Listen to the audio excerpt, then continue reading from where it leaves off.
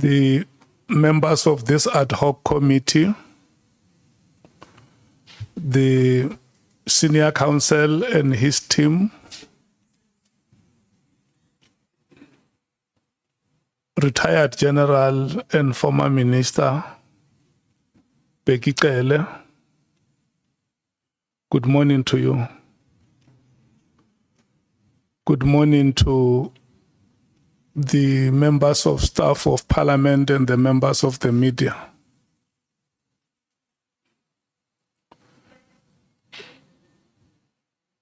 We want to take this opportunity and welcome all of you, and also welcome you, retired General. And I must also bring it to your attention up front that there are members of this committee in the days that you were not here. They have demonstrated that they are unable to pronounce your surname. So I just want to apologize up front. When you hear one or two of our members saying Cele, you must know Cele is you. So I felt it appropriate that I must register the apology to you before you hear it. I'm going to hand over to the senior counsel.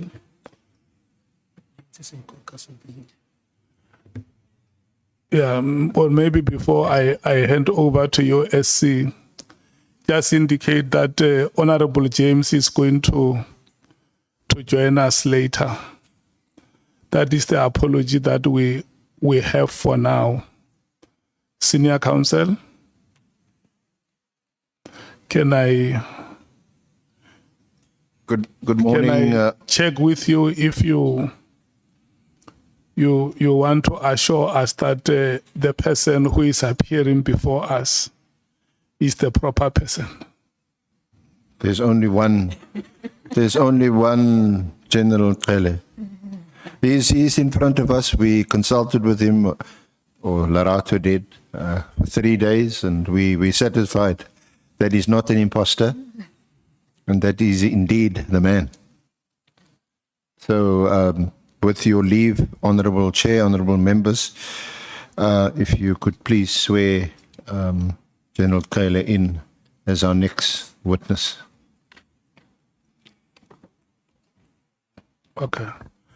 Thank you so much, Retired General. We are going to take you through the administration of oath. And before I do that, I just want to read the following to you, to inform you that you have been invited to appear before this ad hoc committee, which investigates allegations made by Lieutenant General Mkhwanazi, who is the Provincial Commissioner for the KwaZulu-Natal province.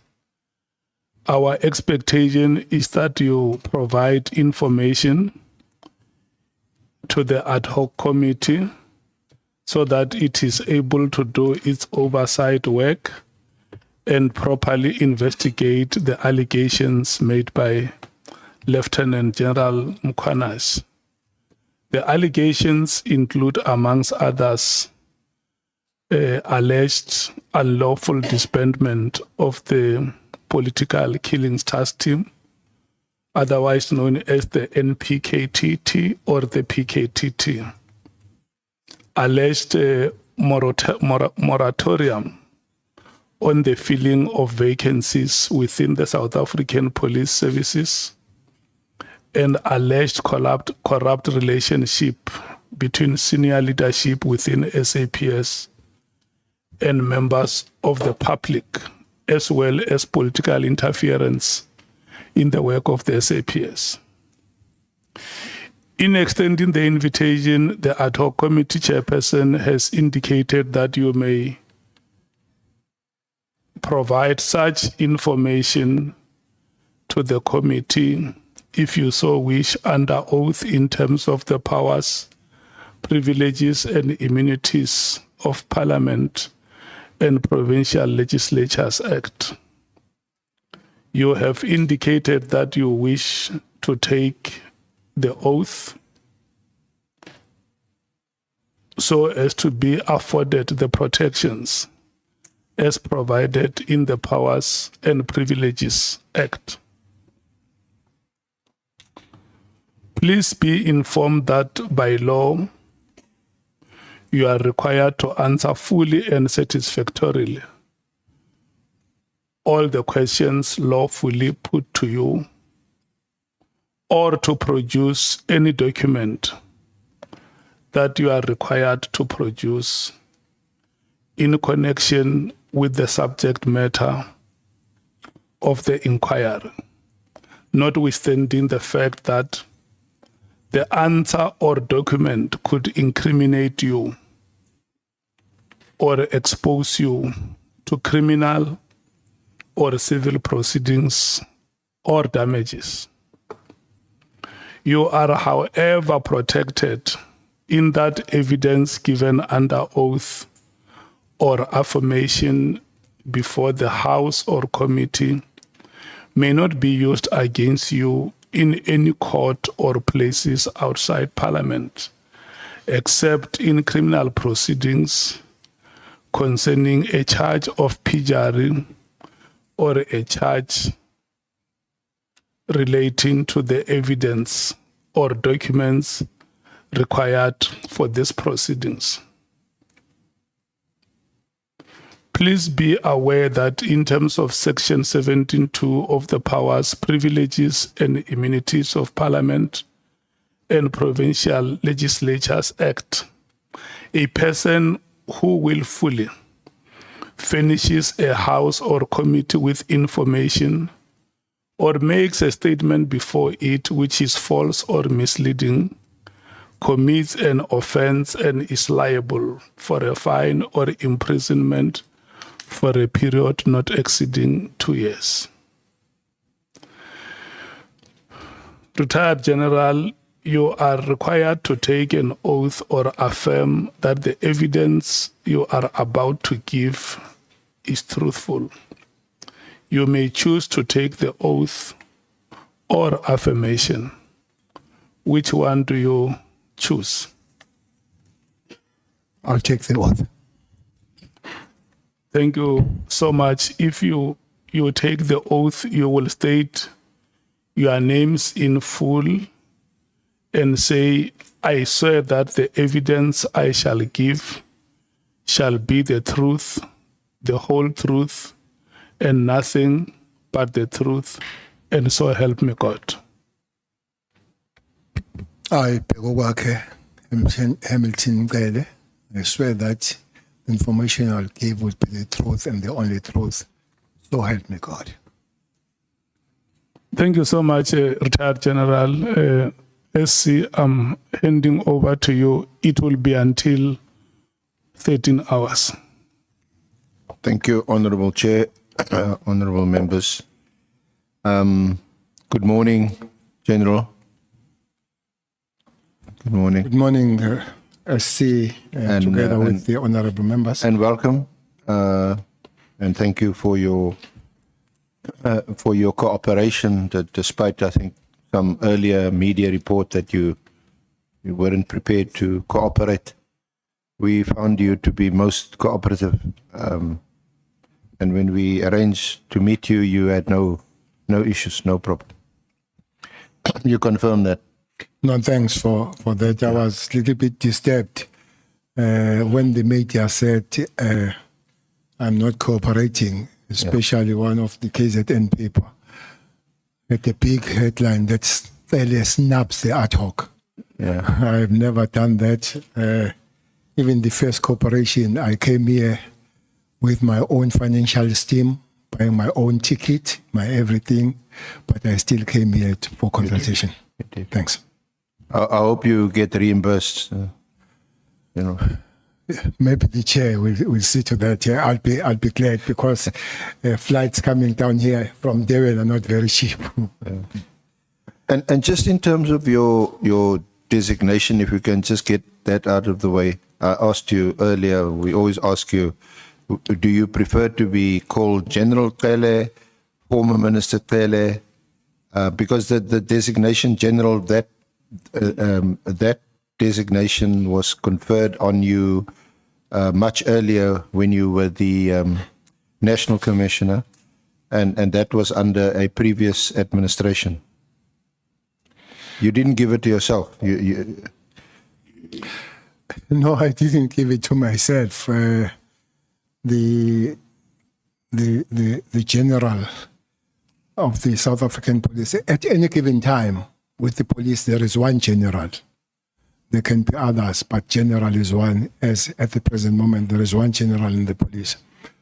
This came after the decision taken by the former President Zuma, who invited all the station commanders in the country, in Pretoria, and said he did not like this thing the police called commissioners and superintendents. I remember seeing superintendents belongs to the hospital. Yeah. And then minister had to gazette the change of the ranks, and that's how these ranks came about. That the general actually is a director general of the South African police. And then there are lieutenant colonels, lieutenant generals. Those are deputy director generals. All lieutenant generals are deputy directors. And then there will be major generals, those are chief directors on the normal government environment. Then there will be brigadiers. Most people that are not in this environment, they love this rank, brigadier. They think it's something big. It's just a director. It's just a director. And then you go down, then below director, there is a full colonel who happened to be a deputy director. Below, there is a lieutenant colonel who is an assistant director. And then So you go it down. was similar to the establishment in the Yes. public service Yes, administration. yes. But the question, do I want to? I know generals, that title doesn't fall. It's like ambassador. That title doesn't fall. Except that when you are written general in brackets, retired. So do you want to be called retired General Cele? That Or should former be so, minister, but correct. former minister, whatever it comes. Thank you. Okay. Thanks. Okay, former minister. You've been through your statement several times, and we've consulted you on it. So perhaps we've also been through the terms of reference, which you'll see quoted on page 3, General, page 3 and 4. And there's a number of paragraphs in the terms of reference that you able to assist the honourable members of the committee when it comes to interpreting them and applying them. For example, 4.1.1 political interference within SAPS, you can speak to that. Any related claim regarding corruption, financial or otherwise bribery, misuse of public resources within SAPS, evaluating the extent of misconduct and unethical behavior by the members of SAPS. You've been the minister mostly, so you definitely can assist with evaluating the effectiveness of the PKTT. You can't help us with the status of the dockets. You can perhaps cast some light on the instability in crime intelligence. You can speak to us about the alleged corrupt relationship between Minister Mchunu and Brown Mkhwanazi and between Mkhwanazi and Vusumuzi Matlala. You can perhaps assist us with some other aspects, leadership failures, and your own personal experience being in leadership positions in the police, both as a national commissioner and as a minister. Perhaps you can comment on the procurement process within SAPS and how that could be strengthened, because we know there's a lot of corruption in the procurement process. You can talk to us about the alleged existence of organized crime syndicate.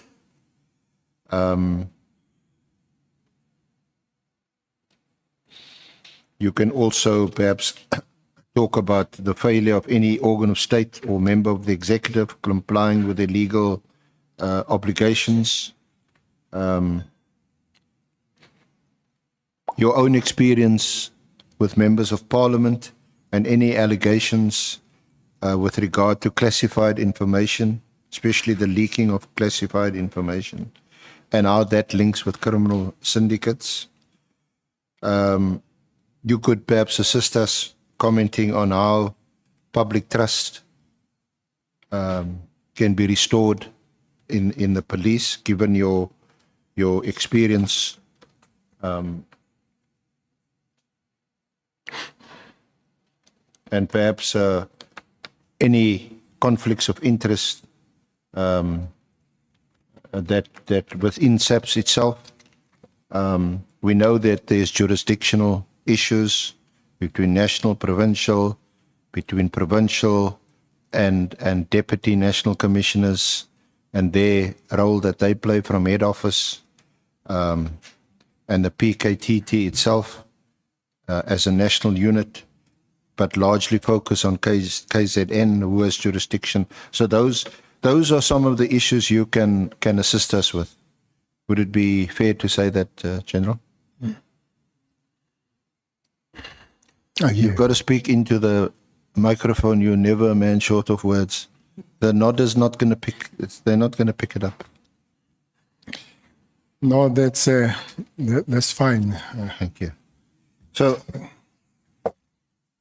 you served as our Minister of Police from February 2018 until June 2024. You were not reappointed after the formation of the Government of National Unity in June 2024, but rather your successor, Minister Mchunu, was appointed. Now, before that, you had also served as a national commissioner for 2 years until there were misconduct allegations against you. You were suspended in October 2011 and then removed in June 2012. Do you want to tell us about that? No, thanks. Thanks, Honorable. If you do need some assistance, it's in your statement. Yeah, but I'm sure you can I'll look at from memory. Yeah. But I also deal with the assistants that I know. Thanks. Thanks, honorable members and all that are present. I think all my life has been on security matters. After elections in '94, I was a member of the legislation KZN, and I was a first chair of the Safety and Security Portfolio Committee in that province. And well, I held other positions as chair of chairs and all that, but the main one was that I was a chair of the Safety and Security Portfolio Committee.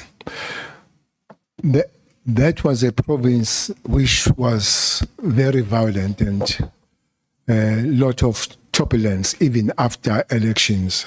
I'm sure the members that come from that province will remember that. When the violence, otherwise mainly political violence, subsided nationally, in KZN did not. There were still some killings. The major killing was on the 25th December 1995. Remember, we've gone for election in 94. In a place called Shoba Shobane, when 19 people were killed on the 25th of December. I'm sure everybody knows what is the 25th of December. So violence went on at a mass level, but later it got a little bit an organized kind of violence. So when one became the National Commissioner, had to look at the mandate of the Constitution, what you're supposed to do is to try and keep South Africans safe and do things in a way that they're supposed to put South Africans first and put them safe and all that. So I was approached to be a National Commissioner of the South African Police. I must say, I did not agree initially. I did not like it. I was comfortable because I was an MSc in KZN by that time, MSc of Security and Transport. So for me, province was nice and comfortable. I was not very much keen to go national. I remember when I was approached by the president, which I think is his constitutional prerogative to appoint national commissioners, I said to him, Baba, I'm not very keen, but unless you say you are instructing me, so I'll do it. And he said, I'm instructing you. I said, okay, then I'll take the instruction. And I became then the National Commissioner. I think it was June 2009. Who was then Minister of Police? The Minister of Police was Mthethwa, the late Mthethwa. May his soul rest in peace. And then I went to be introduced. I was supposed to start 3 months earlier, but Bheki, who was the National Commissioner, had not been told, and the statute says you must be told 3 months before if you are not going to be appointed again as a National Commissioner.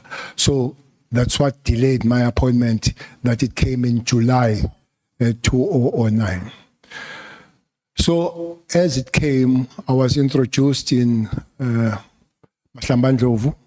All generals were invited. You could see that there was some shock in some other generals that who is this outcomer who comes here when they're on general.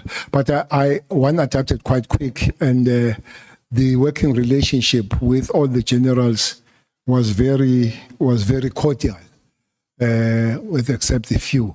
Fortunately, we had a target, we had a focus to work towards. That was World Cup 2010. So we had a very little time to do other things, but we had to make sure that 2010 is safe. One worked with everybody that found there, especially in the headquarters where Masimula would be part of them. General Brace was there, General Libya was there, General Cruiser was there, and General Mafume was there. I guess she's Shivambu now. Were there. So General Hlela from Eastern Cape. These generals you find there, they were from different disciplines of policing. They were from Bantustans and from the original SAPF, South African Police Force. They've been put together mostly by Bheki Cele, and that's why you've got 2 days to celebrate in the South African Police. It's the first Sunday of September, where you remember all the fallen heroes, especially those that have fallen in the line of duty. And then you have the 27th of January, where you celebrate the finding of the South African Police Service from the force. So you find, but you could see that there were still tendencies of where people come from and all that, but we had a project to work on, which made life much easier, working towards 2010. Was then Brigadier Mkhwanazi, was he also part of your team? Brigadier Mkhwanazi was quite a junior at the time, as you say, Brigadier. But for some reason, I found myself working quite close with him. In 2010, when I think the World Cup was supposed to start on the 9th of June, if I'm not mistaken, when I was in PE, launching the TROT, known as Amabaret, I was phoned by the president of SAFA, Danny Jordan, to say that there is a crisis coming on, and then can I see you with immediate effect? So I know that we'll be discussing immediate a long time. Yes, and you, did you meet him immediately or some months afterwards? So he said, "Can I see you immediately?" So I saw him that day.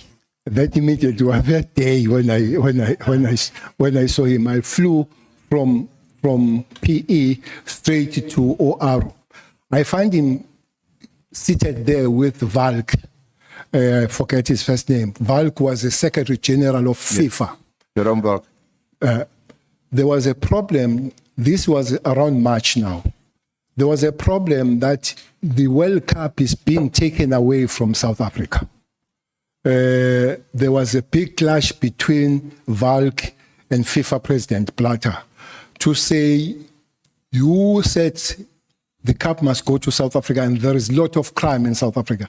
There were two countries that they said they were ready to host. That was Australia and Germany. Remember, Germany had hosted it previously. So we spoke with the president to say, how can we save the World Cup? It was on the score that I assembled the team of generals and the police, and we went to Zurich to make the president. To be honest, the nation does not know that South African Police Service saved 2010. Without that meeting, without us going to Zurich and making presentation with all participating countries, with sometimes with their heads of security, it took us a long time. General Brace made a good presentation. Among those, most of them were generals, except three that were brigadiers. Mkhwanazi was part of that. Mkhwanazi had come in because he was responsible for ORS.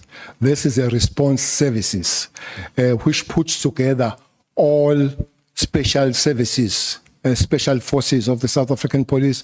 Is your special task team. Now it will be NIU. There are CATs under there, and there are TROT.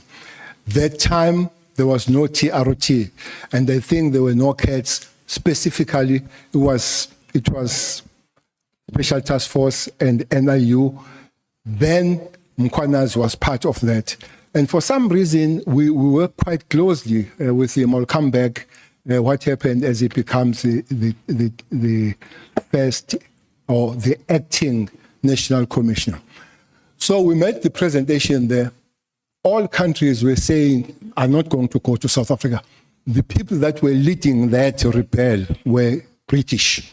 And clearly, if British could not come to the World Cup in South Africa, many people were going to join them. Until at the later stage, we were supported by Brazil and all that. And Germany was very vocal to say, we are ready. And remember, they have launched it previously. So from that meeting, fortunately, there was a meeting, a General Assembly of Interpol in Lens, in France. So we had to fly there to convince the Interpol to say it's safe to come to South Africa, so that the campaign of safety and coming to South Africa is not just pushed by South Africans alone, but is also pushed by Interpol.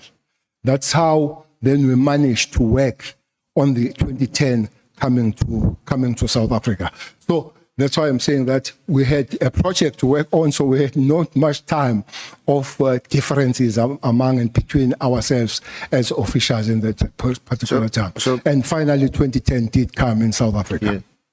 Yeah. I think most, if not all, South Africans are indebted to the work done by the police during 2010. It was probably the high point of the trust that people had in the police, or maybe the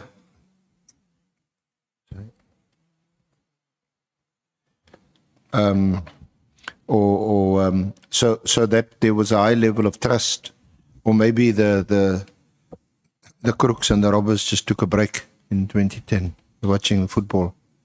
But seriously, it was a high point in this country. But for you, the honeymoon was over in October 2011 when you were charged with some misconduct. Just tell us briefly about that, and also then your removal. Yes, it is true. I think we continue to work very well as a South African police. Quite several benchmarks. For instance, we managed to establish what is known as subset.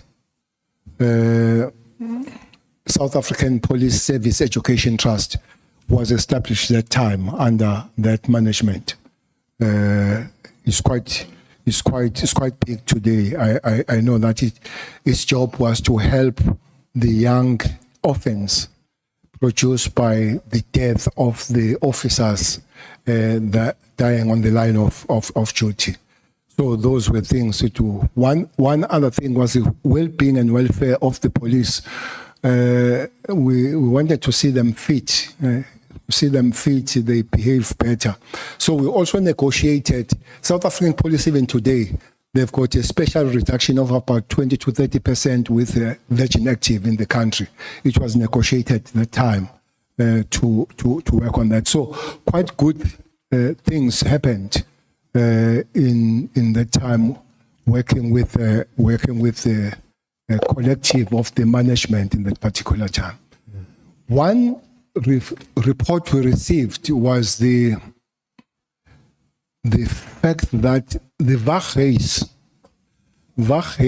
is a headquarters of the South African police in Pretoria, was condemned as a building dangerous. For instance, if you go there on the rainy days down, there is just the Mississippi River water, the stagnant there, and all that kind of stuff, and the lifts are not working, and but every office has an overpopulated with paper, so it was condemned. We had to get the new premises. So it is on that score that I signed the need. What happens? The director generals of different departments, they sign their needs when it comes to the acquiring the property, and they hand over that to Public Works. So that's what happened. So Public Works had to negotiate further how we get the building. So for some reason, it was alleged that one had done wrongly when I followed the same thing. So the public protector then was put on working on the matter. Public protector recommended that the minister had to take the action against the national commissioner, that is Mkhwanazi. But the president did not see it that way. President wanted to put the commission to look at the fitness of the commissioner to the office in that particular time. And then, funny part of it is that in September, I visited the president. We spent 45 minutes, and I briefed him to say the next day I was going to go to Mpumalanga to launch the safety season. And the president, we spent 45 minutes, and then he said goodbye to me. He said it in Sizulu, "Tuhambe kahle mfana kithi." So I didn't know that I was going forever, but and then I left. He said he was busy meeting some people. What I didn't know is that those people he was busy with, they were discussing my suspension.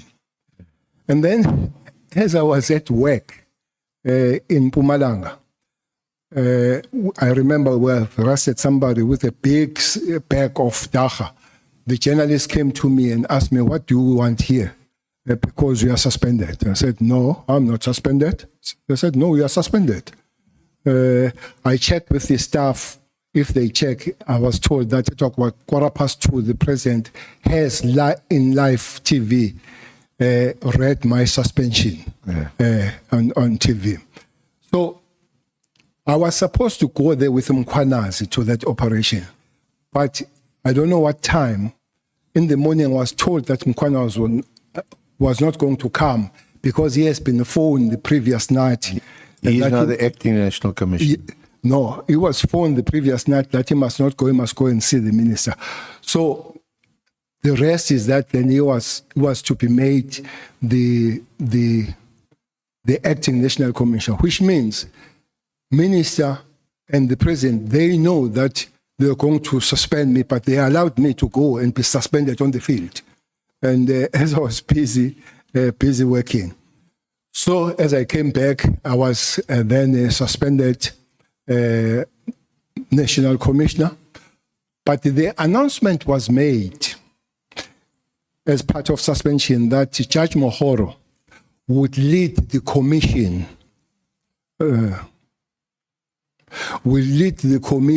that will check the fitness of the office. And then one had to sit and wait for that time to come. But at a later stage, it was changed from Mohoro and it was made Moloi from Free State.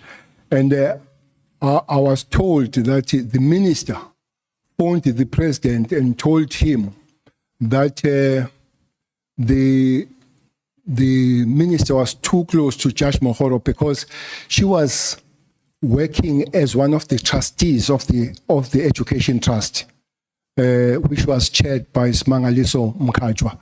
So they felt that he was too close. Maybe it would be biased towards Cele. That's why they changed and they brought Moloi from Free State. I must say that commission was very much loaded against me. For instance, a person that has been my main accuser was Cele, who used to be a commissioner of the South African, or who used to be a commissioner of police in Ciskei. And the prosecutor there was Noche, who used to be the minister of police in Ciskei. So Cele and Noche were coming from Ciskei and they were prosecuting me. But one person that was there was Judge Madanga, who was one of the leaders of the... He was the evidence leader. Yes.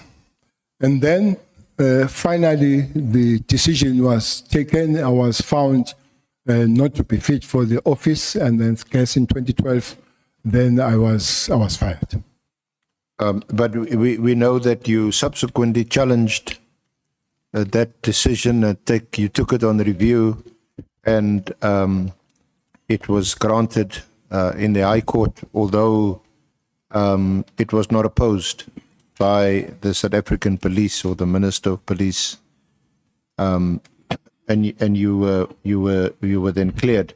But just to backtrack a bit, what would have been the motivation, to your knowledge, for your initial suspension and the subsequent inquiry that was instituted into your alleged misconduct?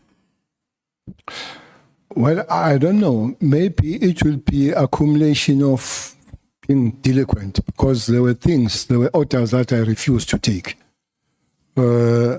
Maybe the first one was to suspend Mkhwanazi. Mkhwanazi was suspended by me.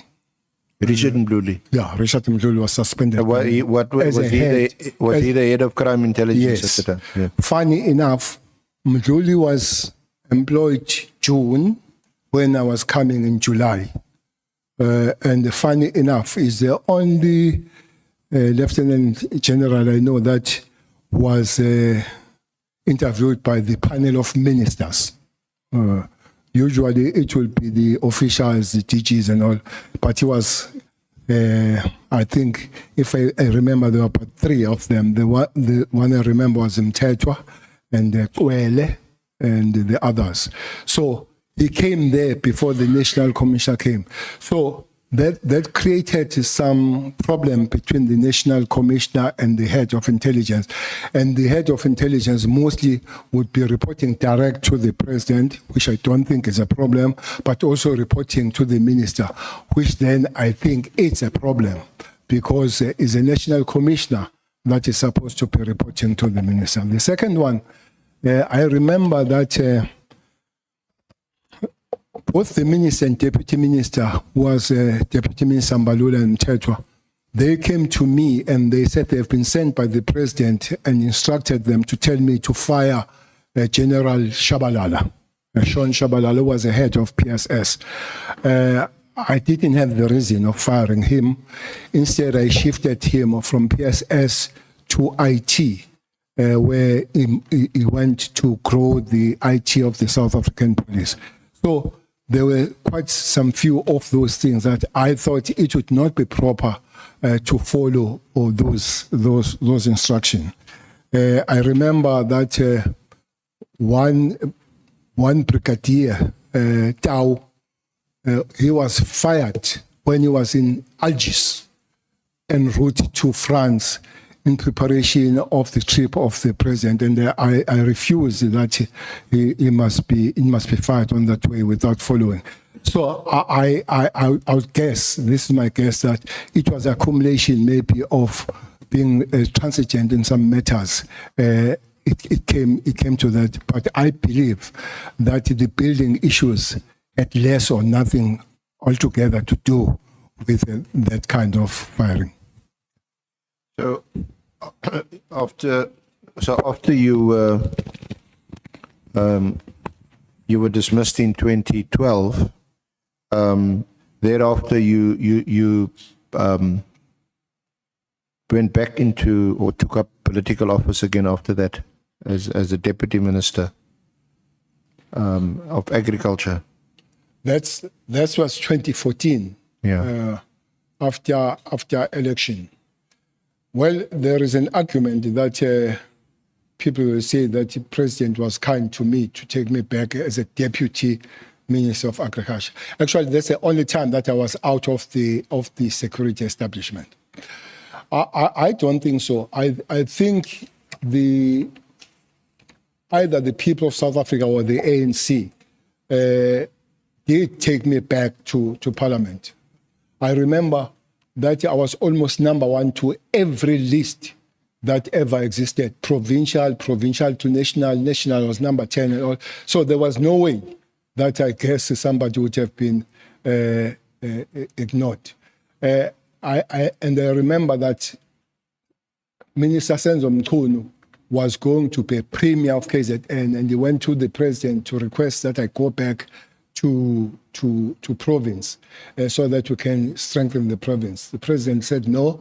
He needed me nationally because he was going to give me a very crucial job.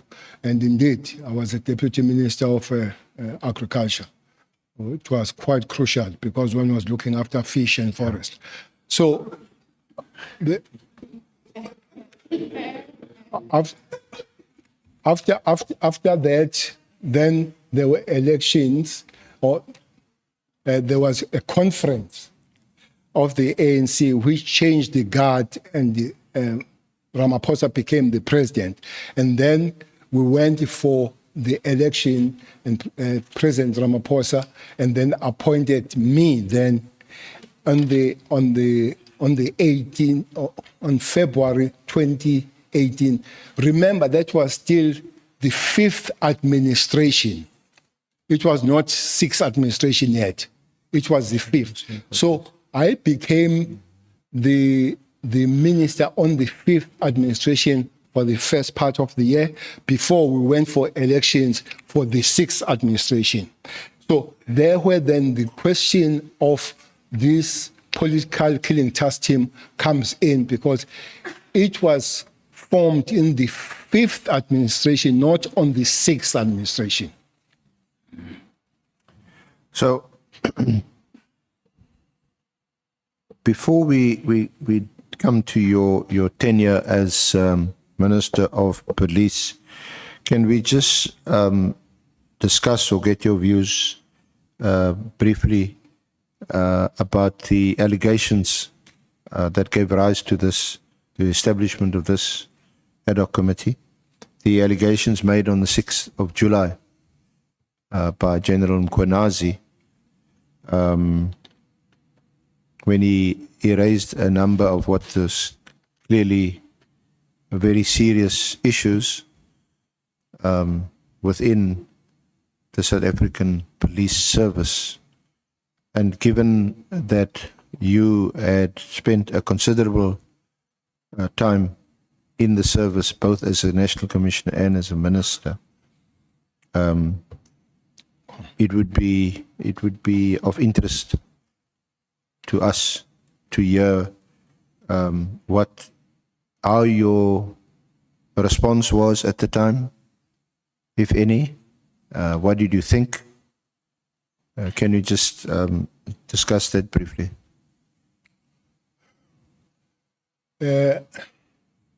Yes, I was at the gym when I was phoned. That's At the gym? Yes. Oh, you still got the 20%? No, that was for the junior officers, not for ministers and the top brass. No, they don't have 20%. That comes from colonel down to the constables. So they still do, but I don't. Even as a pension, I still pay a full amount. So I was at the gym when I was told that the Provincial Commissioner of KZN, Lieutenant General Mkhwanazi, is making the appearance there. So fortunately, I was towards the end, so the gym is not far from where I stay. So indeed, I found him on the screen, but I could see that he was in a full gear of special task force with some members of task force and the members of NUU, and almost all district commissioners were seated, if not all, maybe one or two. And I guess there would be about 11 districts in KZN. So they were there. So while I listened, and quite a big statement that was made on that particular day. And I knew some of the things that he would have said, and I would not know some of the things, as there would be more of operation.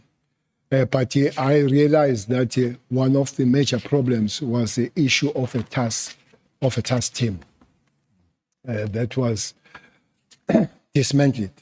But I also knew that the task team has been because I saw the letter of the 31st December 2024, which I must say, personally was taken aback by the letter for several things that one can explain how it happened.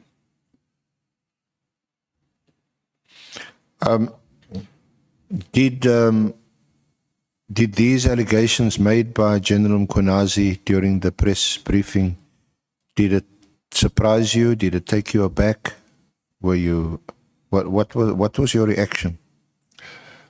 Well, some surprised me, especially when he called SBI criminal. That surprised me. But look, I'm not a police officer, so I would not know what is an investigation, what makes a police call the police that way. But whatever was said, I felt it had to be investigated further to find the facts on the matter. But in the portion that I did not know was the group of officers that have been sent to assist the investigations in Gauteng. I did not know that, which is not a problem because as a minister, there are operations that you know, there are operations that you don't know. There are quite operations that are covert, that very few would know, that is accepted and known to the police. And there are those that they can be initiated by the minister because the communities have raised that issue. But the minister cannot go establish or disestablish. So you still have to go through the national commissioner for establishment and disestablishment. So there are few of those that I will remember. By the way, this one is part of it, though on a larger scale, because it was announced by the president, calling the interministerial. But there are some of them. For instance, if you go to Manguzi, there is a lot of problem between Mozambique and South African border. It's called Operation Kotwemvubu. That is ministerial, but established by the national commissioner. One big operation, quite big, is what is going on in the Western Cape. Initially, it was called Operation Thunder. That started almost on the same time with the PKTT. Operation Thunder was changed later to be Operation Lockdown, and that still continues. It's one of the biggest. I don't have figures of finances, but I can assure you that is not cheap, because while I was still there, in 25 months, we paid 116 million for that operation. And it has not been scaled down ever since up to this point, though it has changed the name. It's still continuing here in Western Cape as Operation Lockdown.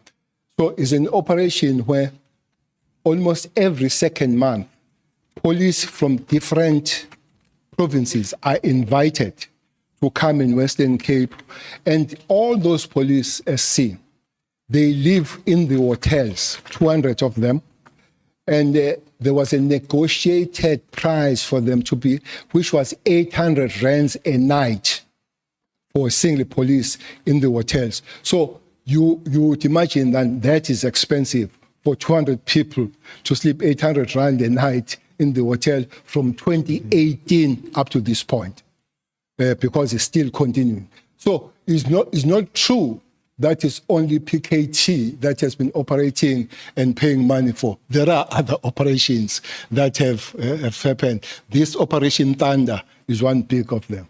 One most expensive that is still continuing is Operation Valumkoti. That one deals with the illegal mining.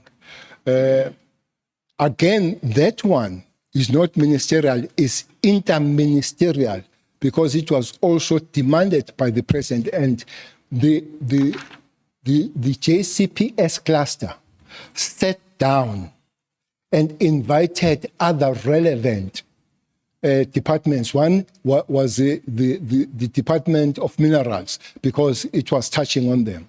It's quite expensive. I think that had to find billions to run, and those billions from the South African police were found from Kara. Were paid from Kara. Kara, if I'm not mistaken, is a criminal assets recovery account.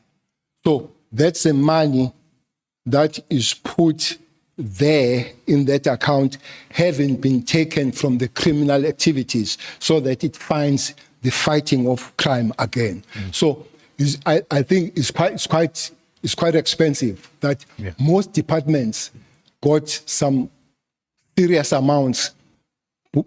Big chunk went to the police. I think it was 1.2 billion to run there. The other one went even to Home Affairs to buy the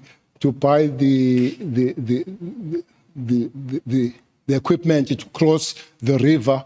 They demanded it, but when you go to that river, you don't see how can you use it.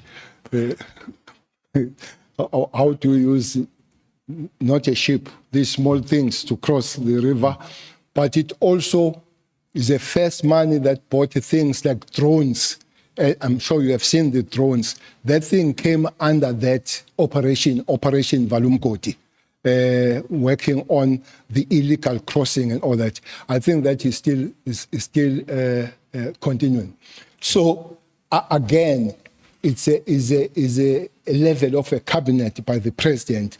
Those two, Operation Valumkoti and the PKTT, they come from that level, and then they have interministerials.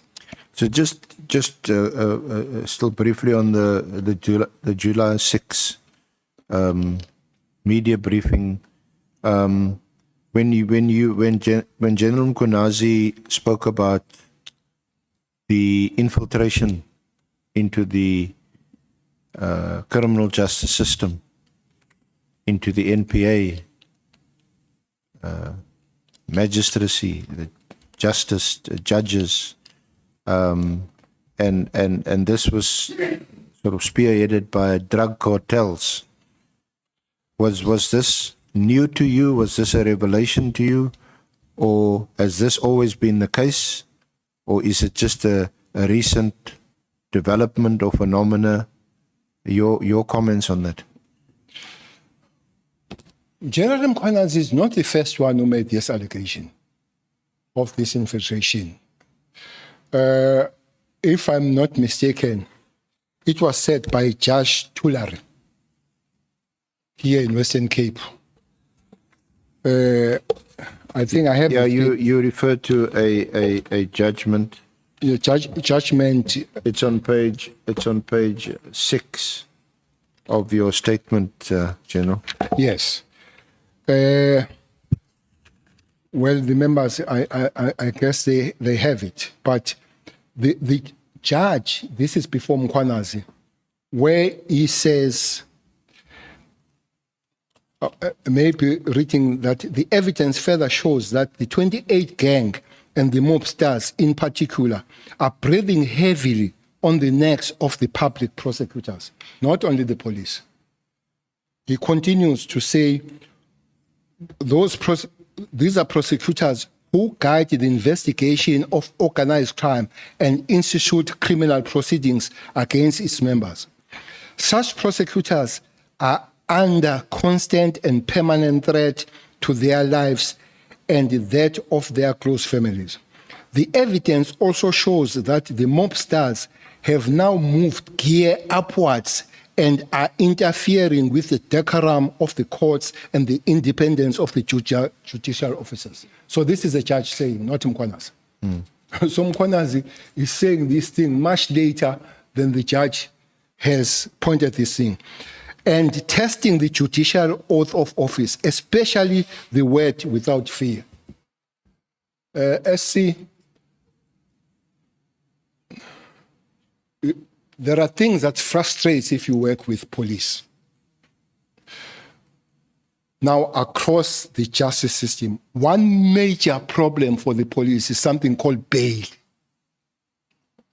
Well, I'm always told that is a constitutional right. That thing is a mess. That thing called bail is a mess. You know, you go to Tembisa, you find a guy called BP. BP had 43 cash heists and 5 bails. 43 cash heists and 5 bails. 43 cases or 43 alleged? 43 alleged cases. No, he takes the money.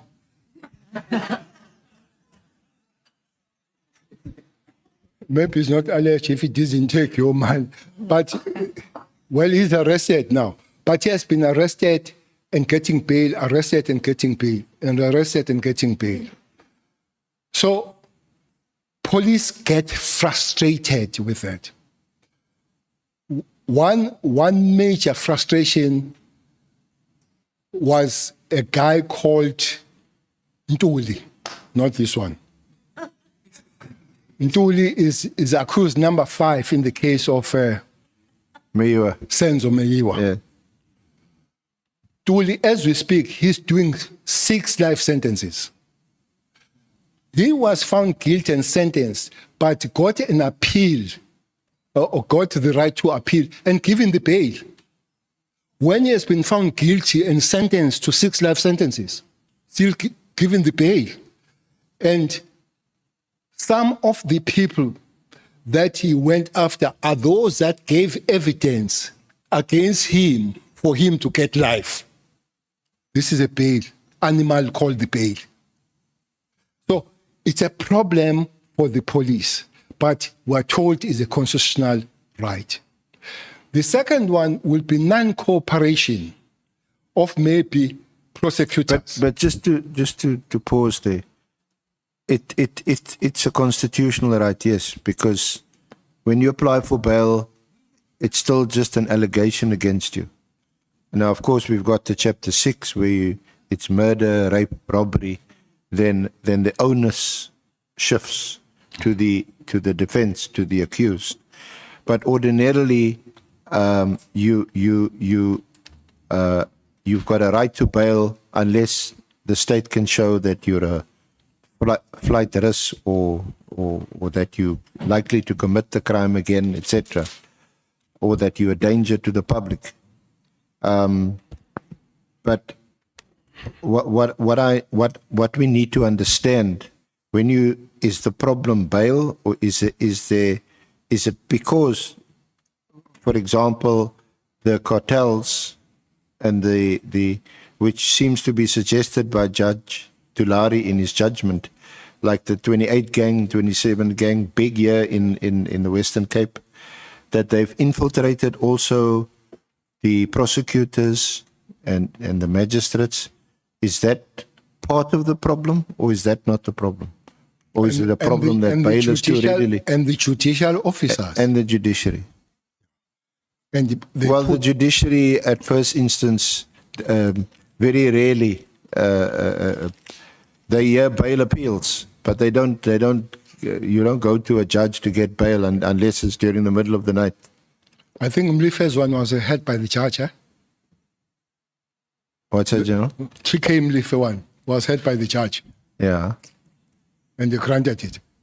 Well, okay. So I'm saying it is rare, but it does happen. SC, it's a problem. I'm not a lawyer. I hear the Rashetul 6, the Rashetul 5, that if you repeat and all that, lawyers can talk on that. But I'm saying, if you are going for cash heist, you prepare. Part of your preparation for cash heist is to eliminate whoever is on your way. So you don't carry the broomstick. You don't carry the yellow dust. You carry things that will give you an upper hand in dealing with that. Hence, police die. Now, you go for the first cash heist with all those things. You go for the second one, you got the pay. You go for the third one, you got the pay. It's a constitutional. I'm not denying that. But what about the police that they arrest this person and they still have to encounter the same person on the field and they exchange fire again? The third time they encounter and they exchange fire again. What about those? It is not the magistrate or the judge that exchange fire there, or the police. Maybe it's unfair, maybe it's a constitutional, maybe it's a legislation thing, but it is a problem for the police, that kind of thing, especially those serious cases. Many people that rape and kill are on bail, people that maim, rape, and kill after they've been given the bail for the same thing. So I'm just making the point. I'm not talking about changing or right or wrong, but from the side of the police, that will be the problem. So what Mkhwanazi is saying is not the first time. Hence, it will be important that those things are investigated. But the other thing that would have been there are police officers, many of them, that have been arrested before Mkhwanazi made the statement, which then confirms the case that there are police that are corrupt. But there are prosecutors too. You see, especially this province, there are prosecutors that they say they can't give that. If you say enroll the case or you get the warrant of either arrest or what, they say, no, I'm not going to put my job on jeopardy. Here, there is an interesting case here where the warrant of the search warrant was given to search one gentleman called J.P. Smith, his premises. But the very same magistrate who gave that, when it was taken to court, he refused to give the evidence that indeed I did. So that is that fear fact that Judge Turan is talking about. So sometimes I get worried that this process concentrates on police when the allegation by Mkhwanazi was across the justice, when the pronunciation by the judge was across justice. But I do find that the concentration here is on police, and let other people go. SC, the biggest crime in South Africa is planned in prisons. There where the real planning takes place, in prisons. I hear less about that. You see, we arrested one guy here called Bara. Well, he was shot and killed in the exchange of the police somewhere in Eastern Cape. Bara was a young man of 30 years, and he was charged with 19 dead bodies. He was 30 years himself, was a teacher by profession here at Kailish. Was charged with 19 dead bodies. Were arrested, taken to Polsmo. He was found in Polsmo with 30 live ammunition, bullets, in prison. I'm sure he did not walk with them there. I'm sure it's not other prisoners. It's somebody that brought those things. We're told he was waiting for the gun, which means was going to use. So that chain, for me, I find it limited here to police when there is this problem from the very beginning, which is the police, to the very end, which is a correctional service. Yeah, that's what General Mkhwanazi also, he includes correctional services. I hope somebody will look at the correctional service. How do they communicate? If you go to any correctional center today and you take cellular at 11 and you go there at 5, you'll find the new ones. You'll find the new. Who bring them? And those cellular, they don't walk there. That here we are, phone. Somebody brings them there. And who is that? You see, we are phoned from prison. This guy phones me. He doesn't tell the name. He says, Fel, Ndos, he called me Ndos, phone from somewhere in Escort. There are 3 people that are ready to go and kill Nkosi at Ulundi. They are having 3 AKs. They are in this lodge. He called by name. I phone him Mkhwanazi. I say, Mkhwanazi, there is this thing. This guy refuses to tell you. Mkhwanazi goes there, he finds exactly that. He finds exactly that. 3 AKs, 5 of these guys there, ready to go and kill because there was an exchange of fire. Some of those guys died. He finds exactly that. This information comes from prison. Okay.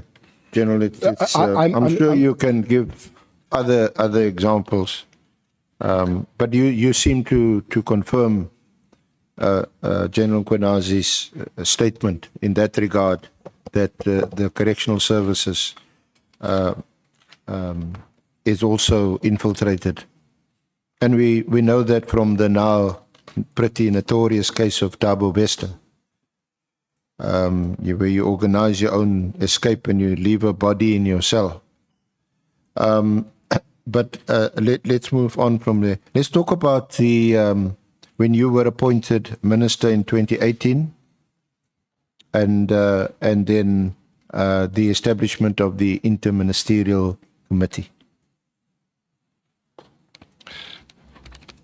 Chairperson, there's been a problem in KZN of political violence en masse, but after elections, it was some sort of organized kind of, and then the people were dying, especially at the level of local leadership politically, and also the councillors. I've listened to say that it was more of the ANC councillors. No, it's across the board.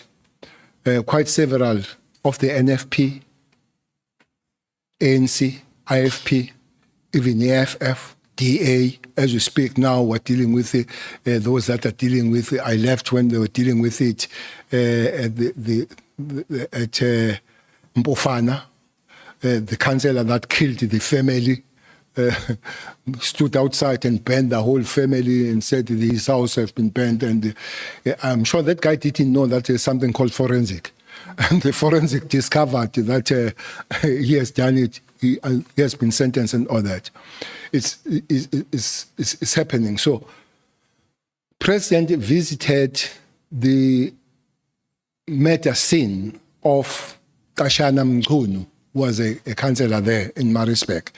And from there, he made a call on the ministers of, I guess, were 4 ministries. That was police, defense, justice. This was together with the correctional service and state security. So he says the ministers of these ministries, for me, interministerial is made by ministries rather than ministers. That's my understanding. That interministerial is made by ministries. Why so? Because those ministers immediately went to KZN. Was a minister of police, Cele, was a minister of justice, Masuta, was a minister of state security, Duba. The term was a minister of defense, Mapisa Ngagula. And then when the elections came, and then there was a minister of police, and there was a minister of justice who's not Masuta now, but Lamula.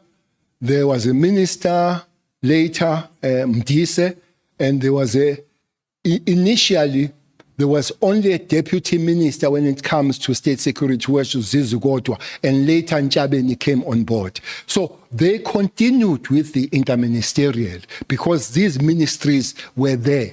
So interministers is ministers that move, but ministries, they stay there, and whoever is there continues. That's how I understand. So what was the mandate of the interministerial committee? The mandate was to go to KZN, specifically, sort the political violence, the matters that were taking place there, which were quite bad. Almost every week, a political figure was dying there. So was to go there and sort that thing, investigate, arrest, prevent, and stabilize the province.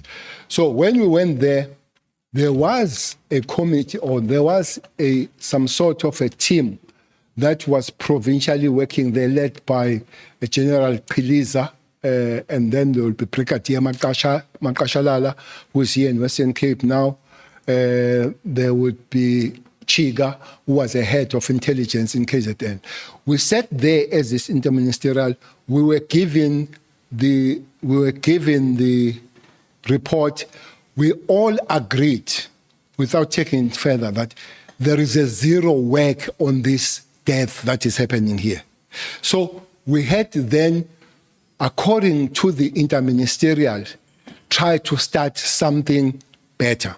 So different ministers had to work on their departments. I remember that there was a big meeting of officials that was called. I can't remember, but Dr. Kulube was in defense, were there.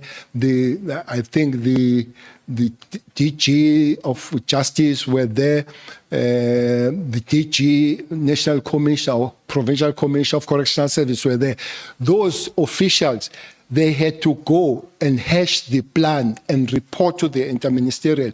How are they going to do what the interministerial, under instruction of the president, had to do? So it was a multidisciplinary team that was going to be established. Indeed, from different departments. Exactly so. But most prominently would have been the police and prosecutors, because prosecutors had to direct the investigations. But one department that is not mentioned now and again that played a prominent role was correctional service. Why correctional service? Because people arrested, they still gave direction from prisons who to eliminate and all that. The only cutoff was to take people to Kokstad, so which is a prison where you can't communicate with anybody. So the Minister of Correctional Service had to make the way and open that most of people that are arrested under this killing must be taken there. The other thing that was requested there, these cases were delaying, so if we could get the special courts to deal with them so that they're gone through and then people are arrested and all that. So these departments were really working together, from the ministers to the top officials and down to the real team that was working down there. General, can I just refresh your memory? Can you go to Annexure BC2, which is on page 11? It's an annexure. Annexure BC2 on page 11. BC2. You got it? I'm going to tell you the annexure.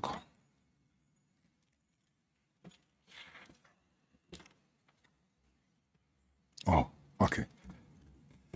You see, those are described as speaker notes by the Minister of Police, Bheki Cele, political killings, and it is dated the 3rd of, is it August? 3rd of August, 2018. Do you want to run through that? Because this would have been immediately or shortly after, no, not immediately, shortly after the establishment of the task team. So you'll see a number of very relevant aspects of the Interministerial Committee dealt with there, to refresh your memory. Yes, I do see. And as you read down that, the team comprises of 126 members led by Acting Provincial Commissioner, Lieutenant Mkhwanazi, and Brigadier Ngwenya and Khumalo.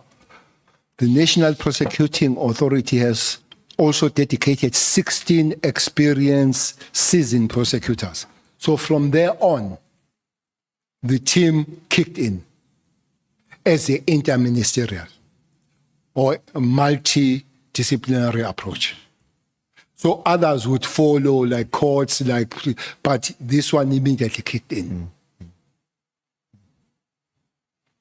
And at the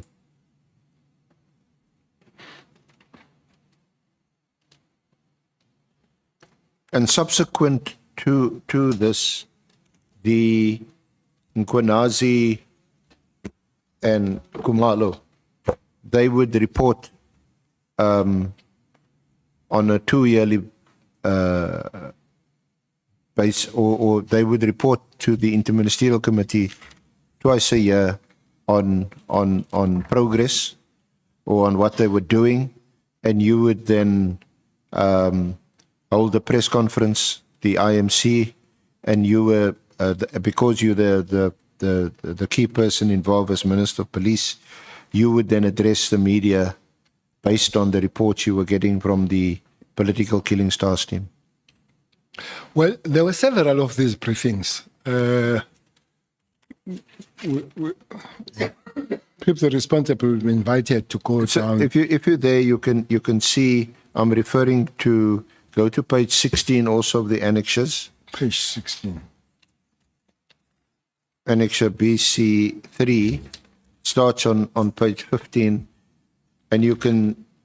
There's a summary of the media briefings. Yes. And your statements on page 16, 21 May 2018, 3 August 2018, that's the one you've just referred to, 13 September 2018, March 2019, June 2021, February 2022, 6 September 2023, and I think your last press briefing was in March. It's not here, but in March 2024, that was their last press briefing.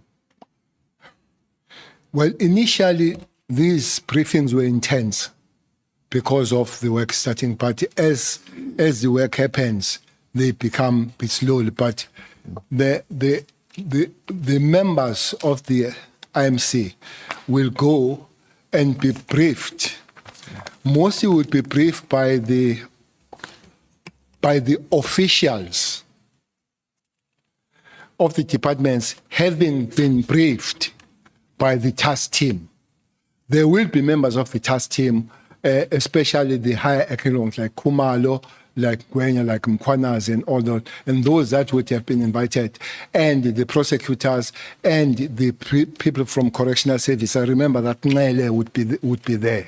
So that's how it would happen, and then there would be a media briefing. The media briefing, most of the time, it would not be Cele sitting alone. There would be other members of the task team sitting there and giving update of what has happened with the task team going down, and that last meeting would be that the 5th of September 2023. But that was not the last activity. The team itself was invited, the PKTT. I saw some N on it now. I'm not sure about it. So Minister Mchunu put the N there, okay, in front. I don't know N. So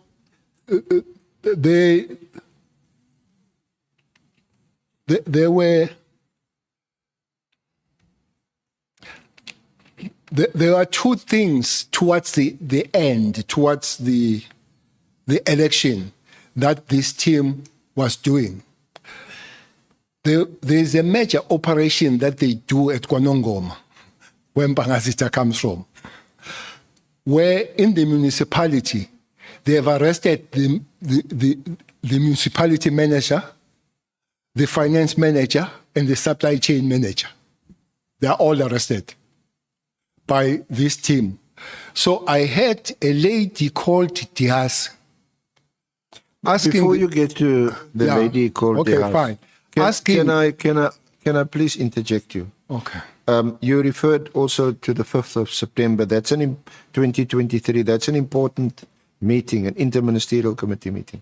Can I refer you to paragraph 47 on page 17 of your statement?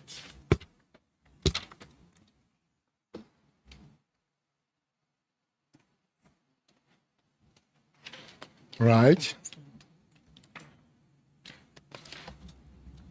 This is 17.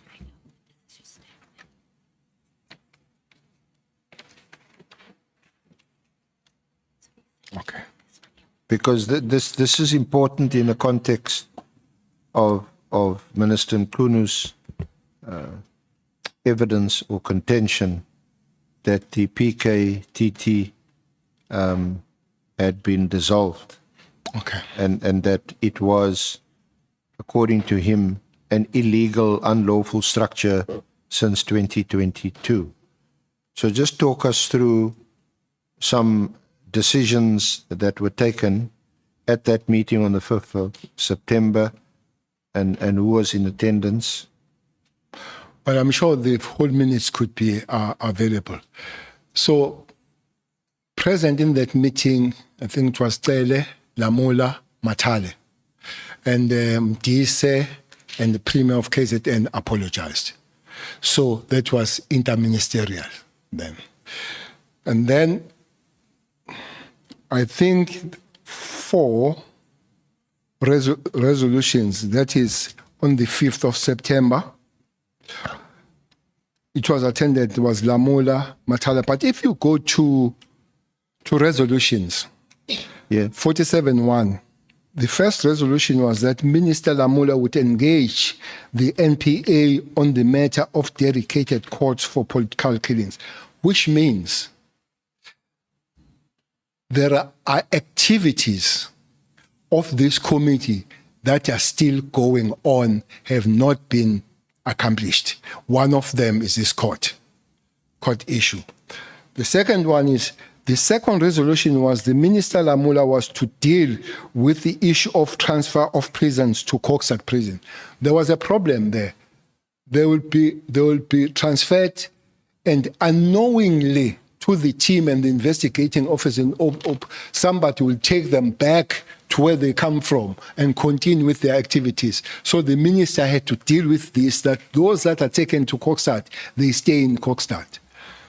Fourth one was that, third one, resolution was the success of the PKTT would be communicated in the media briefing to be held on behalf of the IMC.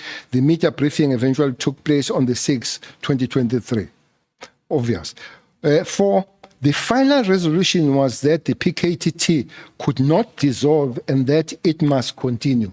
That is the 5th September 2023 decision taken by the interministerial. Okay. So, what is your response to Minister Mchunu saying that the PKTT was disestablished? By who? Already since 2022.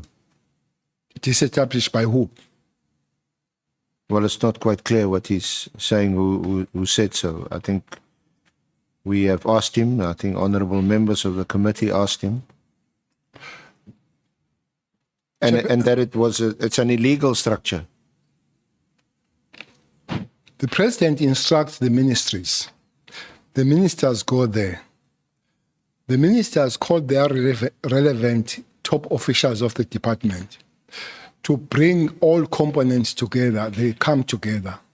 The team is formed. The team starts the work, and will agree. Maybe you are not going on details of the success and all that. It continues up to the end of the 5th administration. Comes the 6th administration, it continues. And these interministerials, as these ministers, the new under the ministries, they are there. And it goes for election 2024. This is there.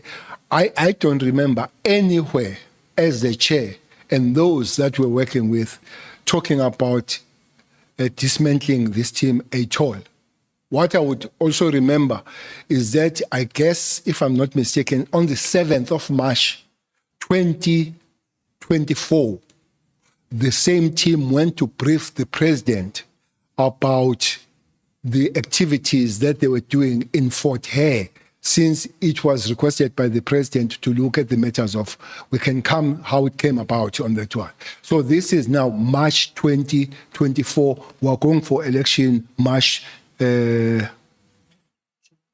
May So this team is still active. I don't remember anywhere as a person that was almost involved at all in the understanding of activities. I don't remember the team being disbanded until I saw the letter that was written on the 21st December. The 31st of December. 31st of December, when we're drinking and dancing. Now, your view is captured at paragraph 49 on page 18. Paragraph 49. Yeah, on page 18 of your statement. Okay.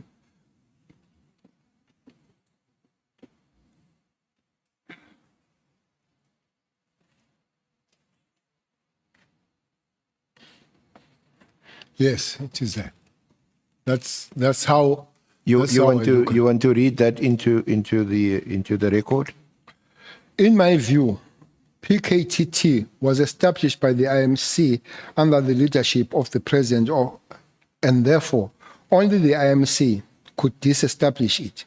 I have heard in these proceedings the submission that no IMC had been established under the 7th administration. I submit that this argument is incorrect. The IMC consists of ministries that form the multidisciplinary team, not the political incumbents, the ministers, who may change with each administration. The IMC, therefore, continued to exist even under the 7th administration. The Minister of Police, therefore, had to consult with the IMC that had established the PKTT before deciding to disband it. Any disestablishment of PKTT would also have to be done in consultation with the departments that form part of the steering committee of the IMC that had oversight over the PKTT. I can add to say there is also a JCPS cluster. If maybe it's not very clear with the with the existence, JCPS cluster, which Minister of Justice and Minister of Police are co-chairs. It could have been discussed there. Maybe if really it doesn't, it could have been, the clearance could have been sought from the President that there is this, what do I do, does it exist or not? But you cannot just one swallow that makes summer here. Which is a Minister of Police that does not take on board the rest of everybody that is there to talk about this thing. I'm not going to make a conclusion whether it's illegal. I'm not a lawyer, but procedurally, I do not agree with it. The way that it has come through, it should have reversed the same way back. That will be my argument. We're going to go now to the Minister's Directive of 31 December. But just to round up on whether or not the PKTT is still in existence, you recall having I'm not sure whether you call it a discussion or just out of interest, that you spoke recently with the Minister of Justice and Constitutional Development, and on her, as it were, job description, the PKTT was still one of the functions allocated to her as Minister of Justice and Constitutional Development. Well, as you minister, you join, I think your officials will take you through. And it starts with maybe the handover from your predecessor. The time is short. It took me 2 hours with my successor. So there is a lot of things. But then you go to the officials of the department, and then they'll tell you the duties. It does, hearing from Minister Kubai, it still does come through as one of her jobs to be part of the IMC on this one. That would be my latest information.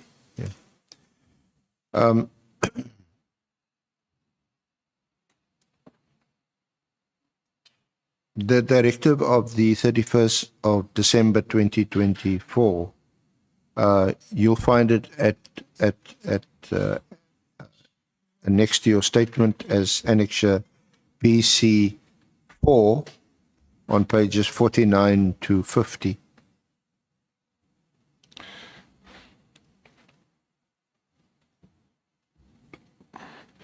Have you got it there, General? Yeah, I have it. Thanks. When did you first see or hear of or were told about this directive, and what was your reaction, your response? Chairperson, there is a funny chain here. I don't know how I got in the group of Michelle. I'm in that group. A WhatsApp group. It's WhatsApp group. You be careful of these WhatsApps. I never write, but most of these things come from that Marshall thing. Who's all on that group? Marshall and his husband and her husband, Yeah. Morgan. So those are expensive, but there are other ones. I think it's Fueda, and then there are people that they correspond with. There is hashtag Minister of Police. There is hashtag Adams. I think is a member of Parliament.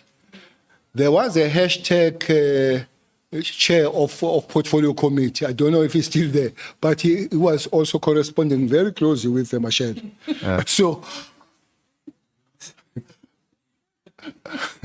So this Michelle, so you get these things, but because I don't write, I don't say anything and all that. I don't think they are aware that I'm there and reading these things. Some of them are big about me personally. That how criminal I am. So, but I don't ask anybody. I sit and I look how criminal I am. So, keep quiet. But Michelle, you know, we'll come to that letter that was written by Mary Dihas, writing National Commissioner on the 22nd of January, asking him, why have you not implemented the instruction of the minister? This is Dihas writing National Commissioner. And that letter, I think it was 12 hours, that it was also on Michelle. But Michelle is quite big. So I received these things from Michelle. I hope they won't disestablish me now out of. Not immediately anyway. Because it provides a good information, what's the thinking about this hashtag minister, him, and they also pray and all this. Sometimes they speak a lot of Sotho, so then I'll have a problem. But when they speak English and all that. So when I saw this letter, I said, but this can't be. This can't be. There are three elements there, which is Ebola issues, no much discussions. One can come on that if it needs to be. There is a crime intelligence. We should no discussions much about it. One can come on that, it can be. The real one that has taken the center stage is a PKTT. So when I looked at the letter, I said, but this can't be. The letter opens 3 political task killing. The first word is in 2019, which is wrong. In 2019, that is wrong. A directive was made to the National Commission of Police following Morano Commission. That is wrong. There is no direction made to the national. The direction was made to the interministerial that then invited other people. And it was not after Morane. It was after the president has made an announcement in Maritzburg. Later he came to parliament, but earlier has made that standing on a white hippo, saying these ministries must go there. So this Morane can't be correct. Then they say it's flowing from there. The interministerial task force be established, and it's not the force, it's the interministerial committee. The key mandate was correct: stop, investigate, resolve unresolved matters, which is a stabilization of the situation. That one is correct. My observation in this regard, which should not be the individual observation, it should be the observation of the committee, I guess. Is that further existence of this team is no longer required, nor is it adding any value of policing in South Africa. I therefore direct that the political task team be disestablished immediately. Further, that a preliminary report in this regard be submitted to the minister by the 20th. Observing it, if it were me, I would have said, give me the report on the 20th of this task team. And armed with the report, then I would know what decision I'm taking. But to dismantle, and when the report, what is the report for now? Because the decision is taken. But it goes on to say, this is 20th of January. The final and closing report must be submitted to the Ministry Management Executive Committee meeting in January 2025, the date of which will be communicated as soon as possible. It does look like there is an issue with this January. Well, the letter is written few hours before January. Yes, it's December, but it's 5. We are just to come to January. The letter is written and then give report 20th January. I don't know if the letter did come, the report, but 22nd of January, Mary Diaz writes the letter to the National Commissioner and moves, asking him, have you done General, what... Sorry, Honourable Chair, can I just point out to honourable members that there is a small... Sorry, there's a little bundle with 2 documents attached. The Mary Diaz letter of 22 January 2025, page 1 to 2, and then there's an article on political killings, political interference, which is written by a Christine, but quotes extensively Professor De Haas. Have you got that, General? That's the letter you're referring to. Yes, I do have that letter. National Commission Staff Lieutenant General Massimo email good. That is 22nd January 2025. The headline says, your failure to follow ministerial instruction and disband the political killing team is impacting negatively on the crucial policing work in KwaZulu-Natal. So that is a letter which I think paragraph 3 says, according to a report I have just received. I don't know you received this report from who? Mary Diaz. From concerned police or from concerned members, detectives in KZN cannot take exhibits to Pretoria Laboratory because there are no funds to travel. The funds allegedly having been diverted to the political killing team, leaving crucial evidence, e.g. drugs, firearm, DNA, and cell phones in the province contaminated. 4. In other words, if these allegations are true, the Provincial Commission KZN is complicit in ignoring instructions given by the Minister and obstructing regular policing activities in KwaZulu-Natal. Please investigate and report to the Minister and Parliament immediately. Immediately.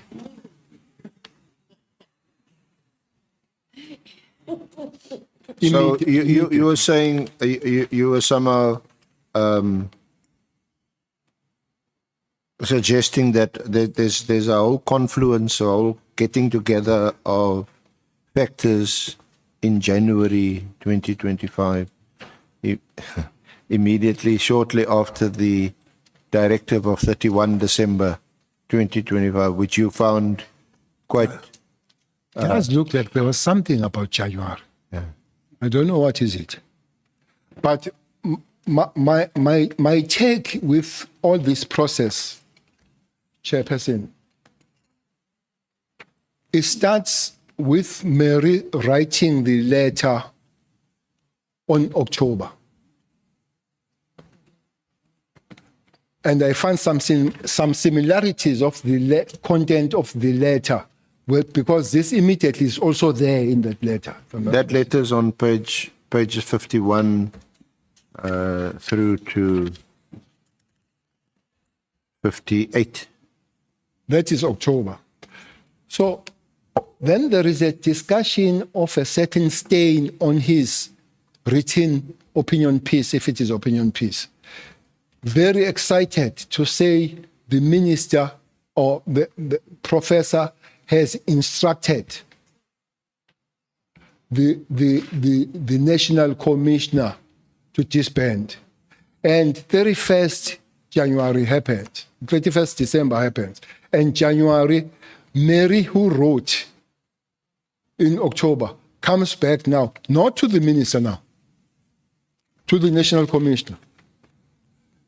The report must come on the 20th. Mary is very close to understanding whether the report has come on the 20th. But 22nd, we are bad. She's asking if that has been done. So it's my take, my genesis of my problem with this is Mary having played quite a big role. I must admit, the Mkhwanazi allegation at the later stage of cartels and all that, I don't understand that much until I hear from Mkhwanazi and what is happening. But my take is that I've seen Mary driving this process of disestablishment of this. I don't know what is her interest. Maybe it does link with the later one. I don't know. So people can check. But also, I find that January has something to do with the disestablishment. That's my take on this process. Yeah, but we also see that in a subsequent letter, suggestions about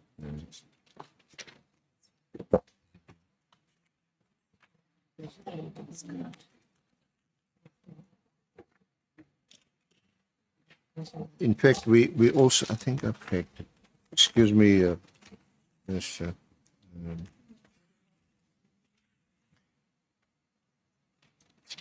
it's the same. It's the same. If you go to page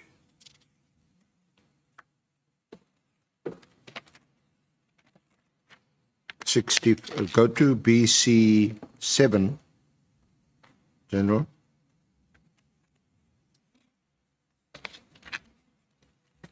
Which is on page 65.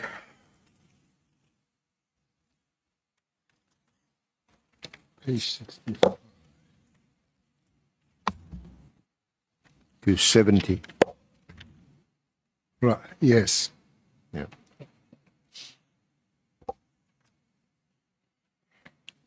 Where she makes, if you go to the bottom, well, the document which appeared in the KZN Monitor, it starts off with reference to the 31 December 2024 Minister Mchunu's directive, and then she says a few lines in, it seems though that the ministerial instructions are not being followed, as certain apparently specifically selected members have not been redeployed to the units from which they were seconded,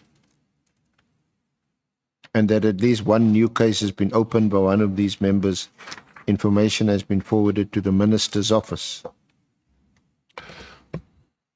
So it seems as if she's privy to information that's been forwarded to the minister's office.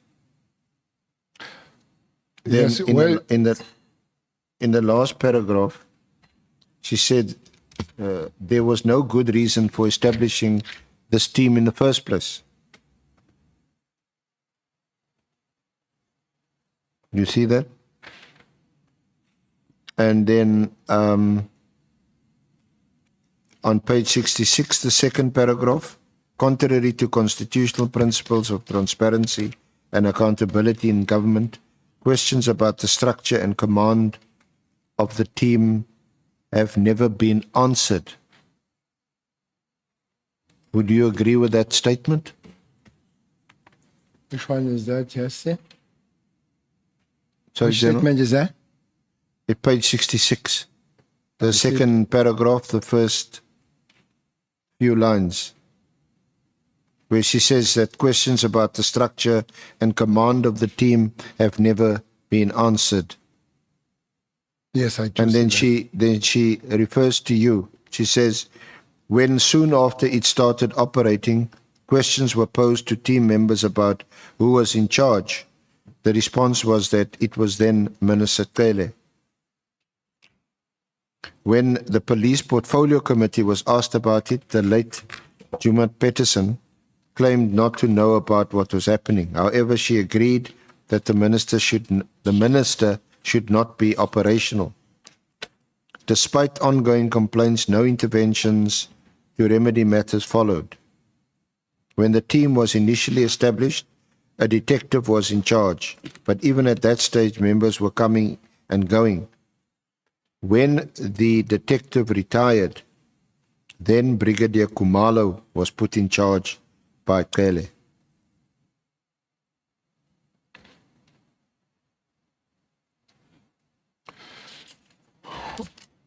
Well, I met Khumalo when the team was established. 2018. 2018. I didn't know him before that. He's one. He was a brigadier. Very few. I think Mkhwanazi was a brigadier, and among the brigadiers, I would know him and maybe those that were in communication. But brigadiers are quite far to know them all. So Khumalo, I didn't know him. That's the first one. The second one, SC. Ministers of police are just unlucky. They appoint nobody. They appoint nobody. Even the National Commission, they don't appoint them. The president does. And then the commissioners appoint the structure as per the constitution of command and control. So there is no minister. If I have any... We discussed this, but in terms of the Police Act, the minister appoints the head of the Hawks. Yeah, that's the only person, But according no to the other law. appointments is you the say only are person made by that the you minister. appoint, yes. So that the Hawks. But when it comes to the South African Police Service and all that, that is...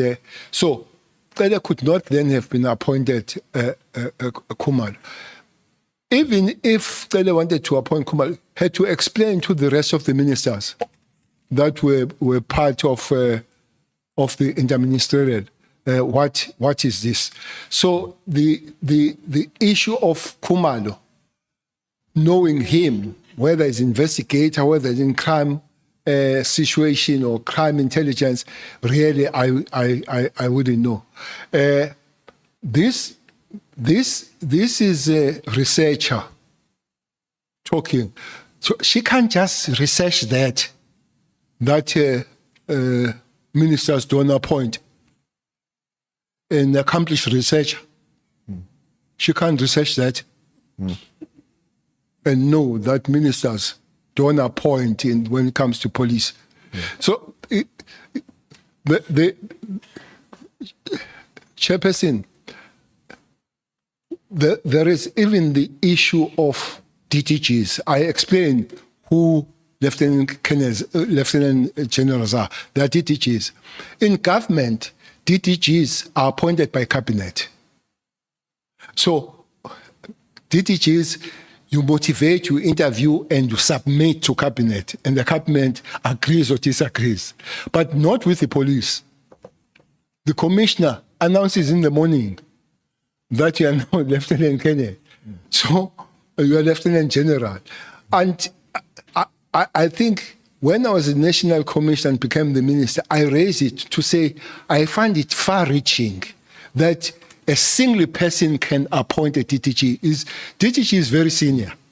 So if he's appointed by you alone, really he will save his job by respecting you and not doing his job. I think it's even unfair to the DTGs to be appointed in that simplest way and all that kind of thing. Maybe it is on that score that my predecessor, Mbalula, came with the regulations that commissioner can appoint at the level from Major General in concurrence with the ministers. So that came because there would be many generals around here that you don't know when they came about and all that. But this concurrence does not then stop the commissioner, which is his constitutional and legislative prerogative, to continue and do it. So, fairly coming to appointing Khumalo when he can't even appoint Masimula, a researcher must know that, especially if it is an accomplished She claims researcher. that you appointed Khumalo also as the head of SAP's crime intelligence in 2022. And she questions how he could be the head of intelligence, crime intelligence, and also the head of the task team. As I've said, that maybe that could be answered by a person who appoints those people, which happens to be a national commissioner. Okay. Now, what is also, because I suppose at this stage you can only suspect that Professor Daas has some or other role to play in the ministerial directive of 31 December. But what is also quite interesting is that yesterday when the Minister Mchunu concluded his evidence, he made two recommendations to this honorable committee.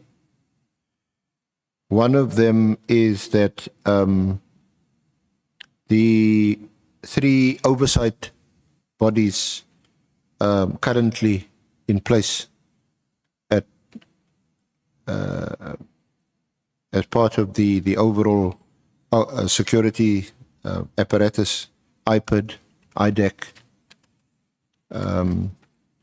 DPCI, that these bodies should all be merged. What paragraph is that? Yeah, I'm just paraphrasing, but you'll find it at page 52, which is in her letter of 31 October 2024. This is one of those letters which the minister says informed, amongst other things, not everything, There's a whole range of things, but this is one of the letters that informed his decision of 31 December. But here she says, if it were feasible, it would be to establish an ombuds oversight body headed by a retired judge of integrity and extensive experience in the field of criminal and policing matters. So that's the one, and then the other recommendation you'll find in her piece in the KZN Monitor on page 69 and 70, that where she says on page 69 at the bottom, the dismantlement of this task team has been long overdue, but the continuing irregular activities, ignoring a legitimate ministerial instruction, require sanctions to be brought against its leadership. The next step must also include a full audit of the expenses, including whether they are being met from provincial budgets or even from crime intelligence services, which Khumalo also heads. So that would you also find that interesting? There seems to be a correlation between what she contends, claims in her writings and decisions taken by Minister Mchunu. But further reading there says Parliament, the Minister and the Auditor General must demand full financial accountability for all the money which has been spent. She demanded that the Auditor General do a full I think audit. those were last recommendations made yesterday. They tally with what is coming from what Mary Dihas is saying. Yeah.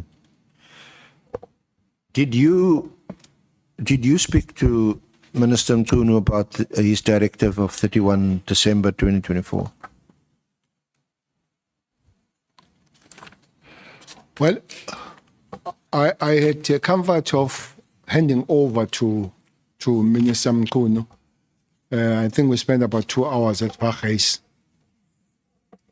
Cele. As I left the office, I said, I'm a phone away. This could be a difficult environment, I must say. That environment is difficult and energy sapping to be Minister of Police. Energy sapping. Yeah, no doubt about it. It's energy sapping. It's one of the most difficult jobs to be a Minister of Police. So I said, you pick up and you talk. Well, that did not happen. I don't think I've ever received a call until I see these things, and I approach him somewhere in January in one of the meetings to say, I see these letters from Auntie Mary. Can we talk about it so that we see how they go? Because my main fear was a wrong genesis of the letter he has written. That the genesis of the letter was wrong. There is no morale here and all that kind of thing. There is no 2019.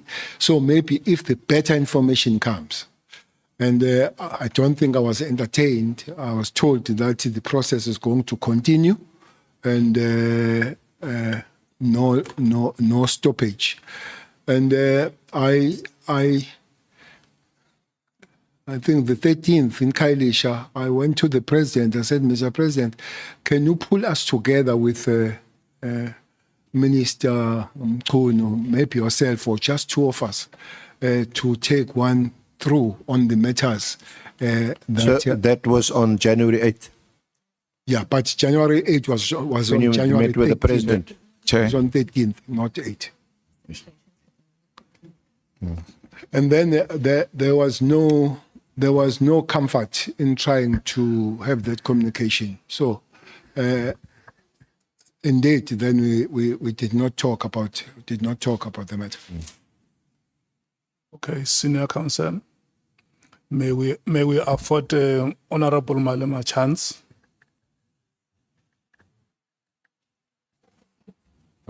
Chair, I was asking if someone has got a picture of Mary Dihasi to put it there. Auntie Mary.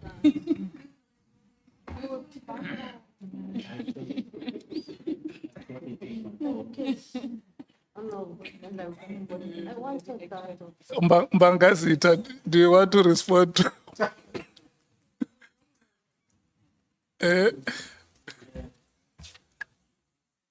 Yes, Honorable Chairperson. I was actually saying that I've got her picture on my phone and I can volunteer to actually share it with him.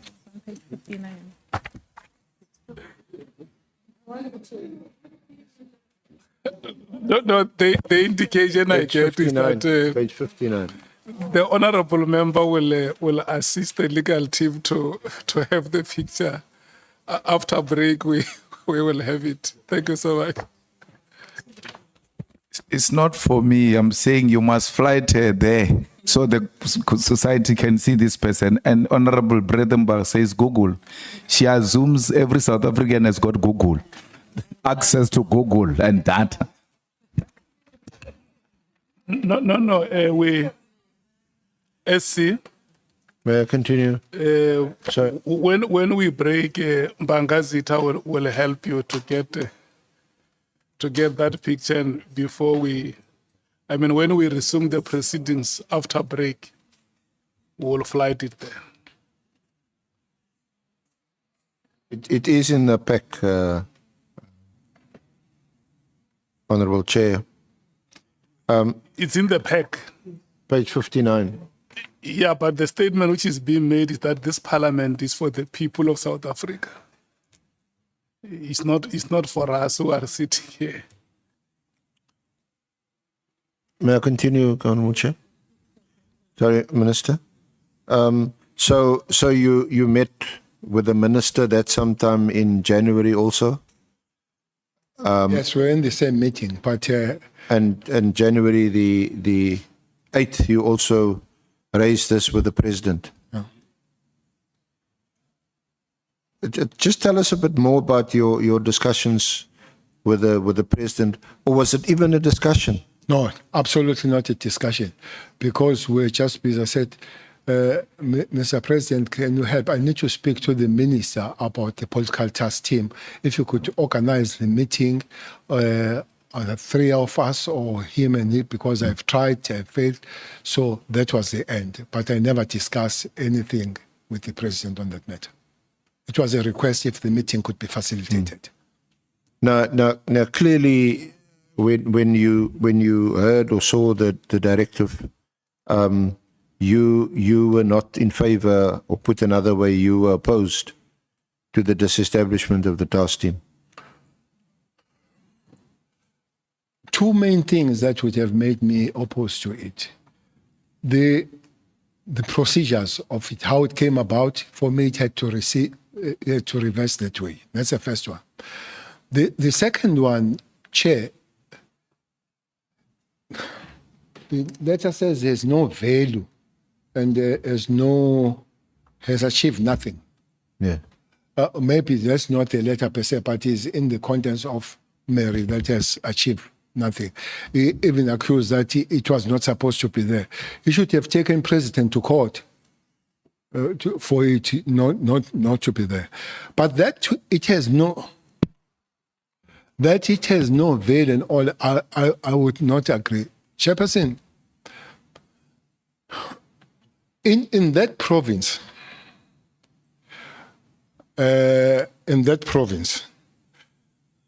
Mkhwanazi would know.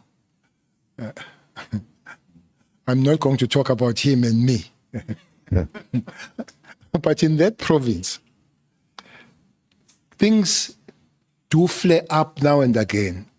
The mandate of this team is to investigate, arrest those people, and create stability.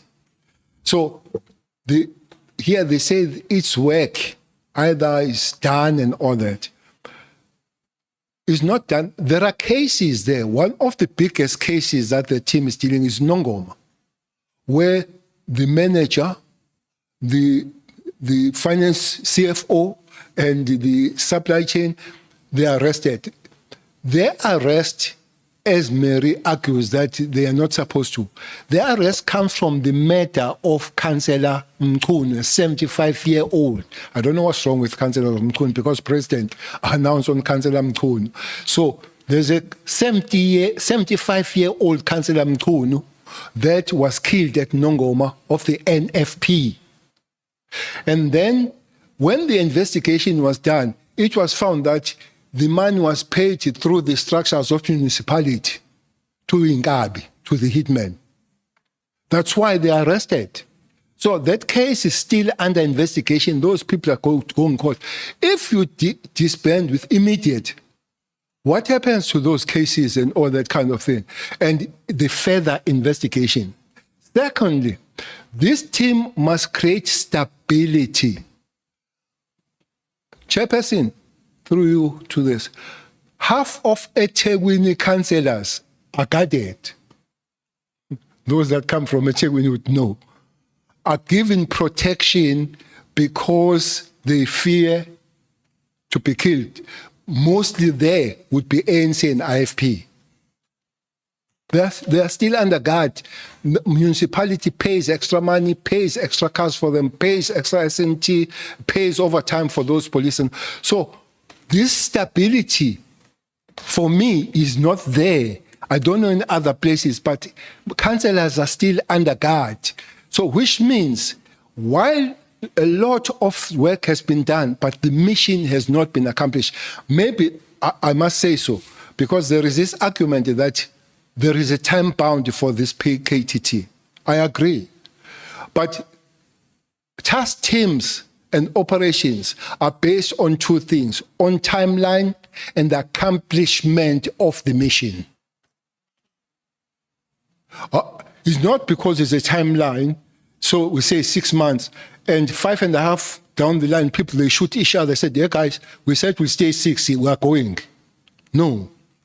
If the accomplishment of the mission comes early, yes, we can even go earlier. But if it doesn't, those that have authority to extend, which I guess the National Commission would do, it will be so. For me, it can't be measured with the situation that is one councillor.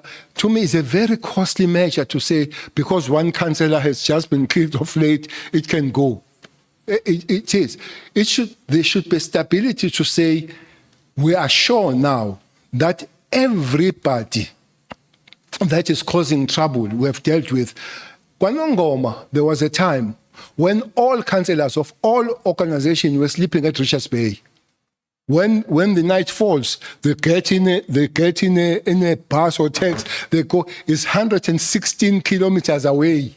They go and sleep there. What stabilized them to come back? There are two things. Those people who were arrested. So there's stability to Nongoma. But is that stability all over the province? No. It's not all over the province. As I'm saying that people are guarded at eThekwini and at a big expense, the councillors.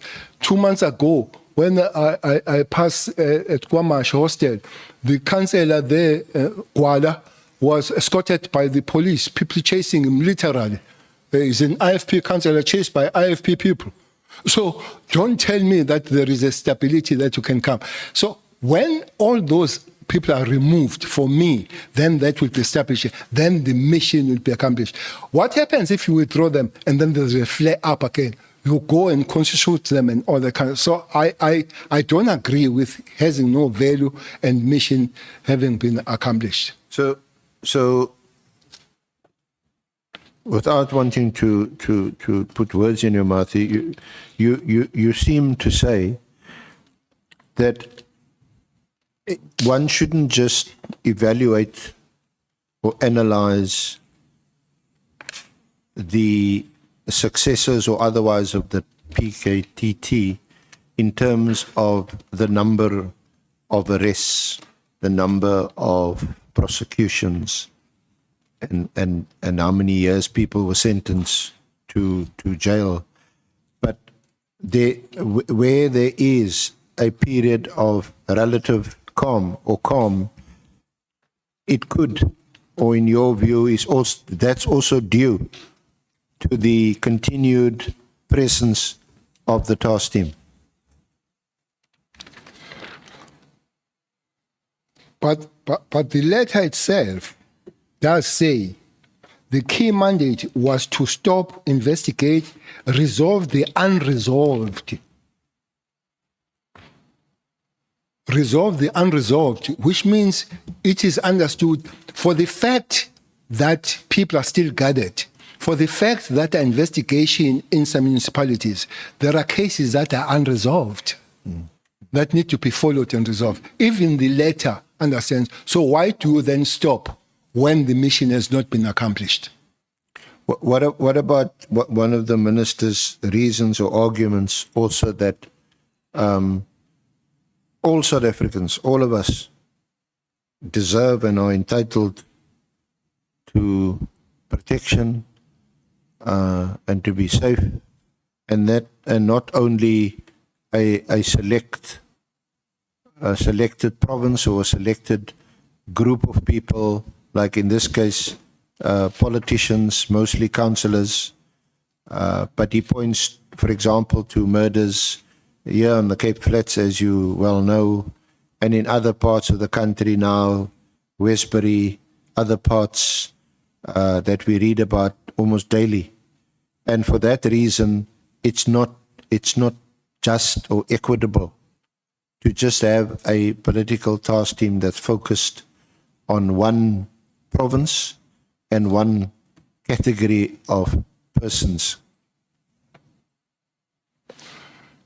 Chairperson, is like saying you have a bread. Instead of buying the bread for those that don't have a bread, you take the bread from the one that you all go hungry. Instead of buying the bread for those that they don't have the bread. I fully agree. We are all equal. But maybe the books that we have not equality does silently apply sometimes.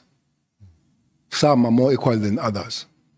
Chair, it's not true that it's only task team that takes money. From 2021, there's Operation Mkhwanazi. That is Kwamhlabeyalingana, the cross-border crimes. In Cape Town, there is a Operation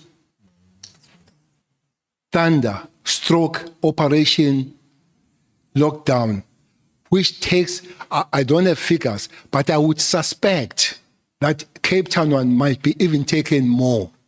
When is my suspicion. For instance, if you bring 200 police from other provinces and they stay here at the cost of 800 rand a night,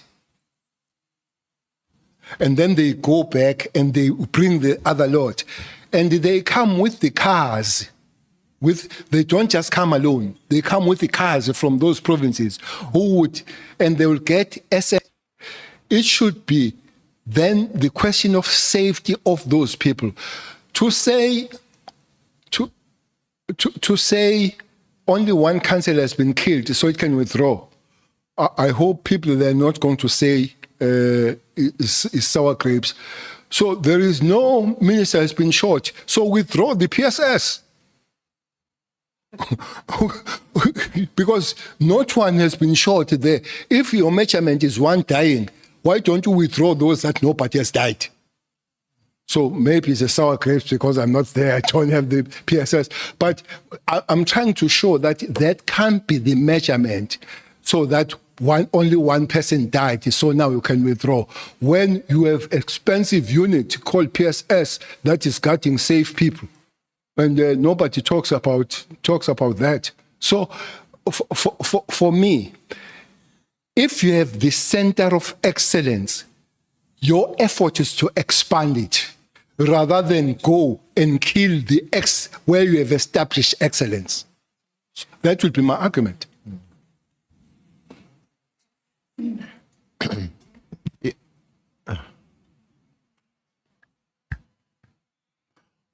Honorable Sangol. Chairperson, no, I just need clarity on this example that Minister Mchunu is making. So he's saying because no minister has been shot, we should withdraw VIP protection for ministers. Is that the example that you are making, Minister?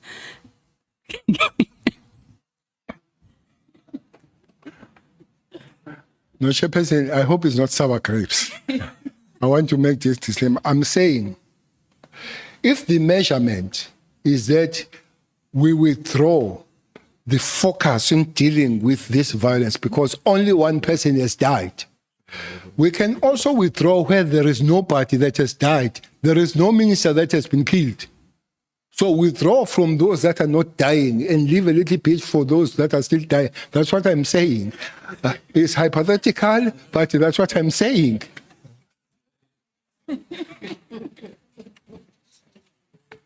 Do Sour grapes, I you know. want to make a follow-up for Honorable Sangol? No, it's well said, General. SC, Thank you. let's proceed. Proceed immediately. Yes, sir. General Cele, is there anything else you want to comment on the directive before we move on to another topic? Chairperson, I don't want to be unfair to Minister Mchunu to say it's cut and dry that you can't make suggestions. But for me, it would have been more relevant to sit down with the National Commissioner and say, that's how I see things.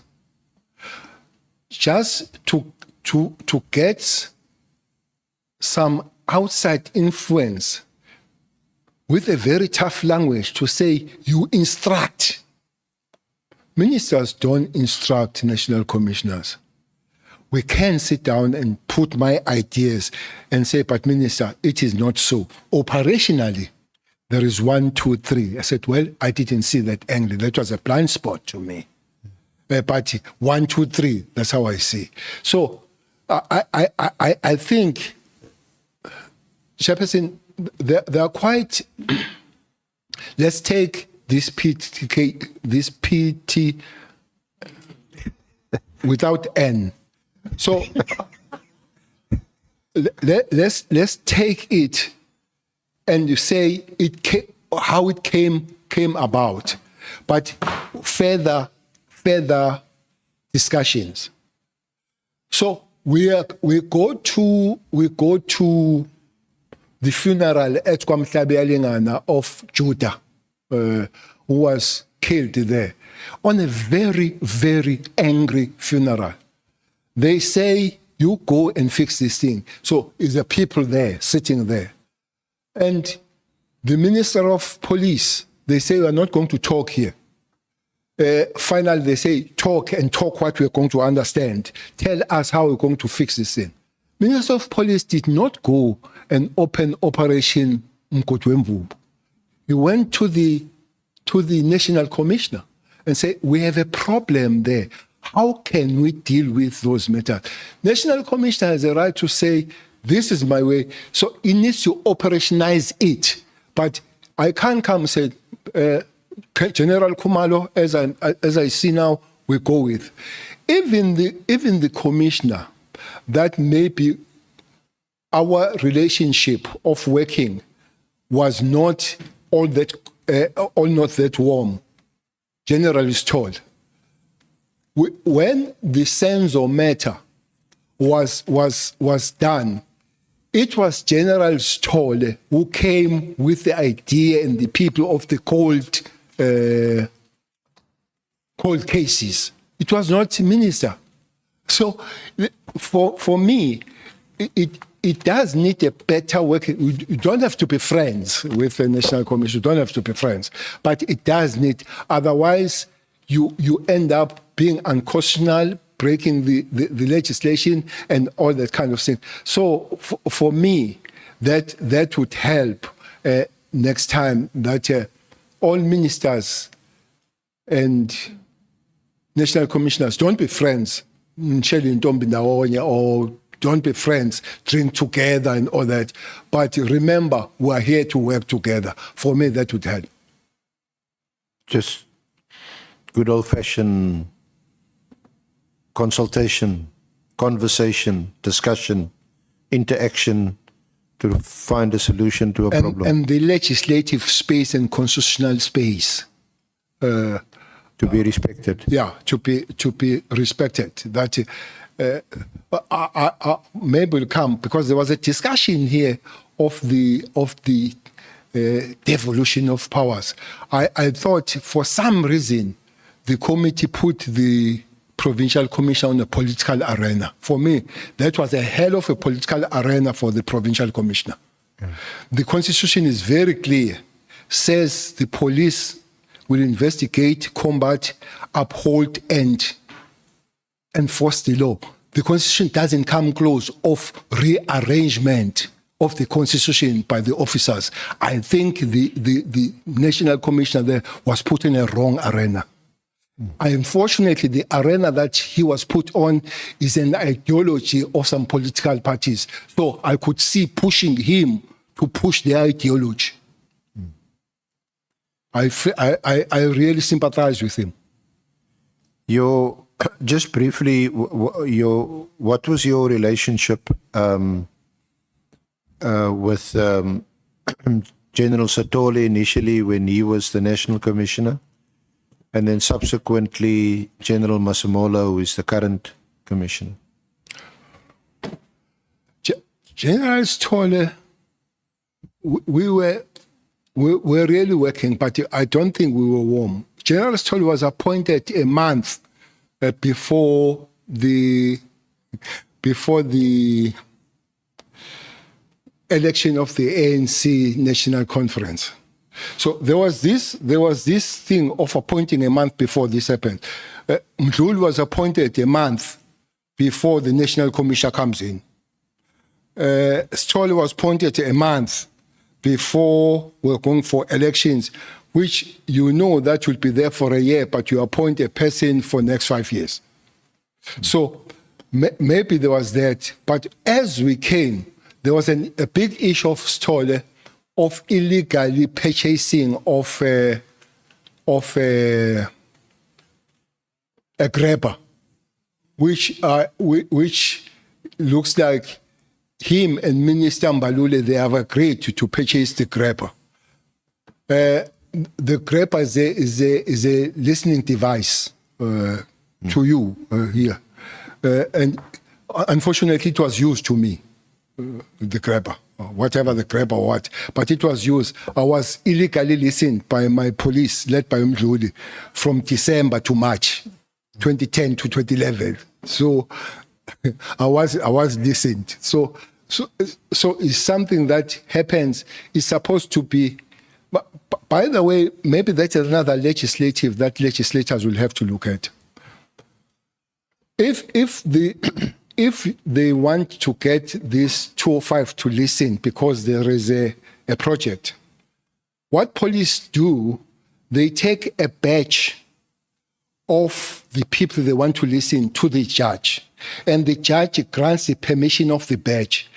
But in the batch, they can put the name of anybody. That's how they did with me. They put Jabulani Mdlalose and they put the number of Cele. So the judge approves the batch. The judge should approve the individuals. I think the law must say so that we know that this is not abused to listen people that are not supposed to be listened. So that is a legislative, maybe, because I think in the things that is supposed to happen, people will have to look at the legislative matters. The other one, before I forget, it's a law of intelligence. Chairperson, that law I think it rests with justice. It's such cumbersome law. If the Minister of Police wants to, in his or her department, buy the equipment to work on the devices of working for information, he needs to approach the Minister of Justice. The Minister of Justice needs to invite the Minister of State Security and the Minister of Defense. And as they agree, they invite the Minister of Communication. If one minister says no, that can't work. I find it very cumbersome. That's what happened July 21. That's what happened. That the devices that were there could not be used because one minister said no to stop the spread of July 21. So I find it a very cumbersome law. So I agree that you can't have agencies that monitor people without any kind of monitoring. Maybe only the Minister of Justice rather than Minister of Communication and all that. So it's one law that I think as the members of the legislators, they go forward, they can look at it. Okay.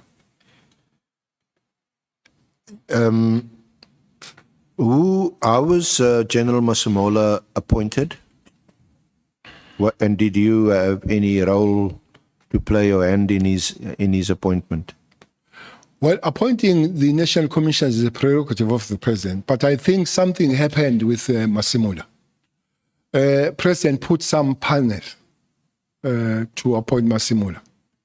And if I'm not mistaken, 4 generals were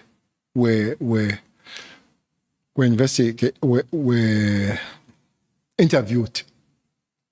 That will be General Kwena from Northwest, General Masemola, General Vuma, and General was a provincial commissioner, Gauteng, Mawela. So that panel was chaired by Professor Mkhwanazi, Sydney, and then was Minister of Police on it.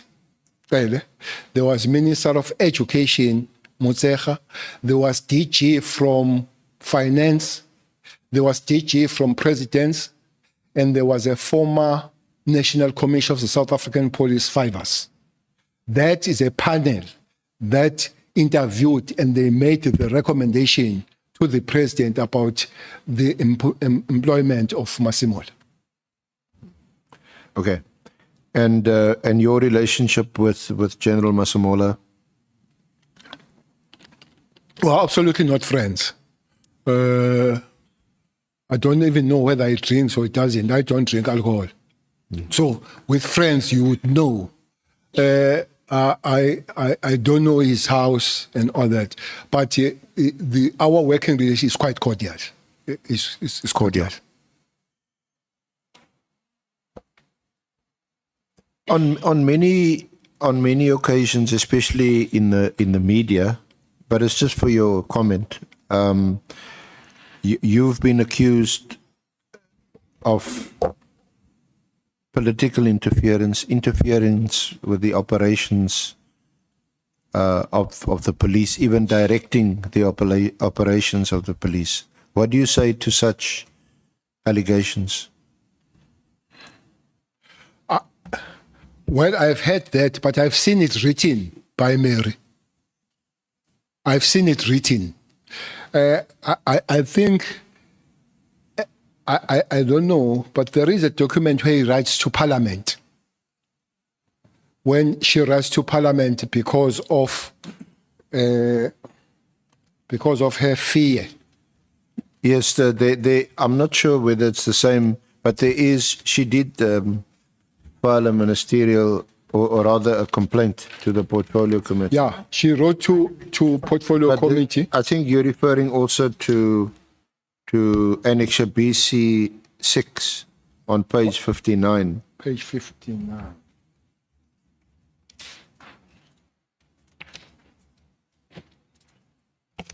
There's Handsome couple on that page. There is a picture of You and Bheki Mr. Cele and Mary Diaz there. Eyeball to eyeball. Yeah, this is the this is a reference to the letter she wrote to the Parliamentary Portfolio Committee, as well as to the Speaker. This one looks like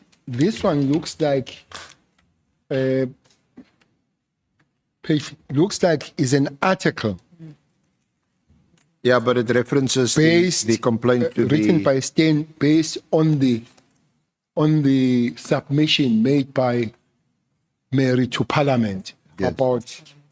She tells Parliament that Cele is also known to have dangerous friends, including in the taxi mafia industry in KZN, which is the main home of hitmen. That's how she describes Cele. There is one thing that I agree with him, that there are many Zinkabi in that province. No, I would not. I wouldn't. But he says I'm a friend of them, and she's scared of me because of. That's what she says. I'm putting on record publicly with Parliament that I believe that if what I am told by police members is incorrect, Mr. Cele Bheki is endangering my personal safety. Several weeks ago, there were media reports that Mr. Cele had been telling police members that they should not give information to the media and academics. So, talks about inflammatory statements and all that kind of thing.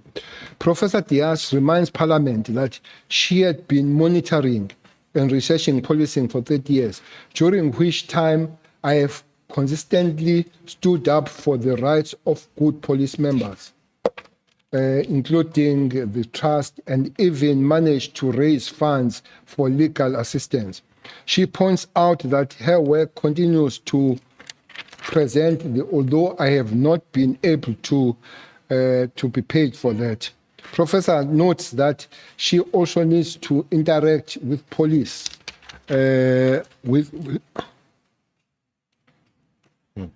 This is written about Cele. By the way, he has issue with Cele in Khumalo, so she also writes a lot about Khumalo. He adds that reports on the police brutality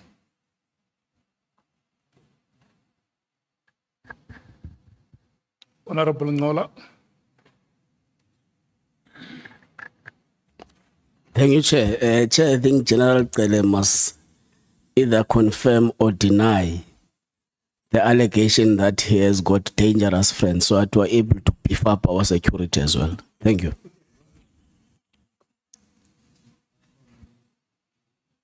That he has what? Dangerous what?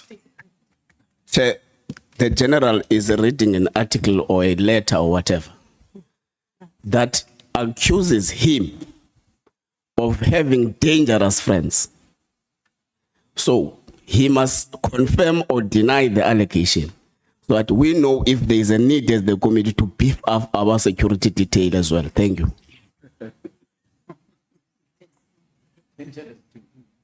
Did you hear that, General?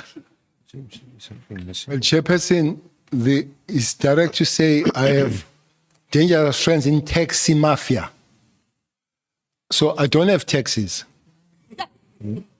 So I don't know what would put me in the taxi mafias and taxi industry if I don't have taxis. So those dangerous friends maybe are known by. So General, she, in summary, at the bottom of page 61, she says, as for the ministers, police minister's attitude towards her, she writes, it seems that Minister Cele takes exception to my exposing the fact that his conduct is unconstitutional and illegal.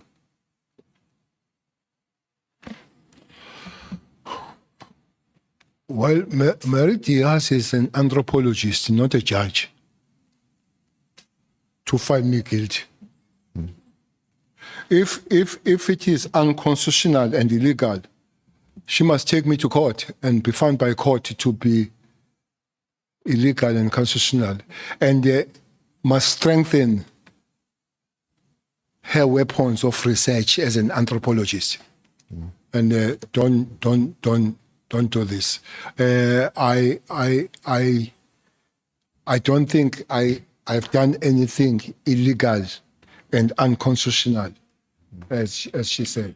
She claims also at the end, and on page 62, your allies in the police include apartheid-era police and agents, some of whom use state funds to order the assassination of Sindiso Magaka.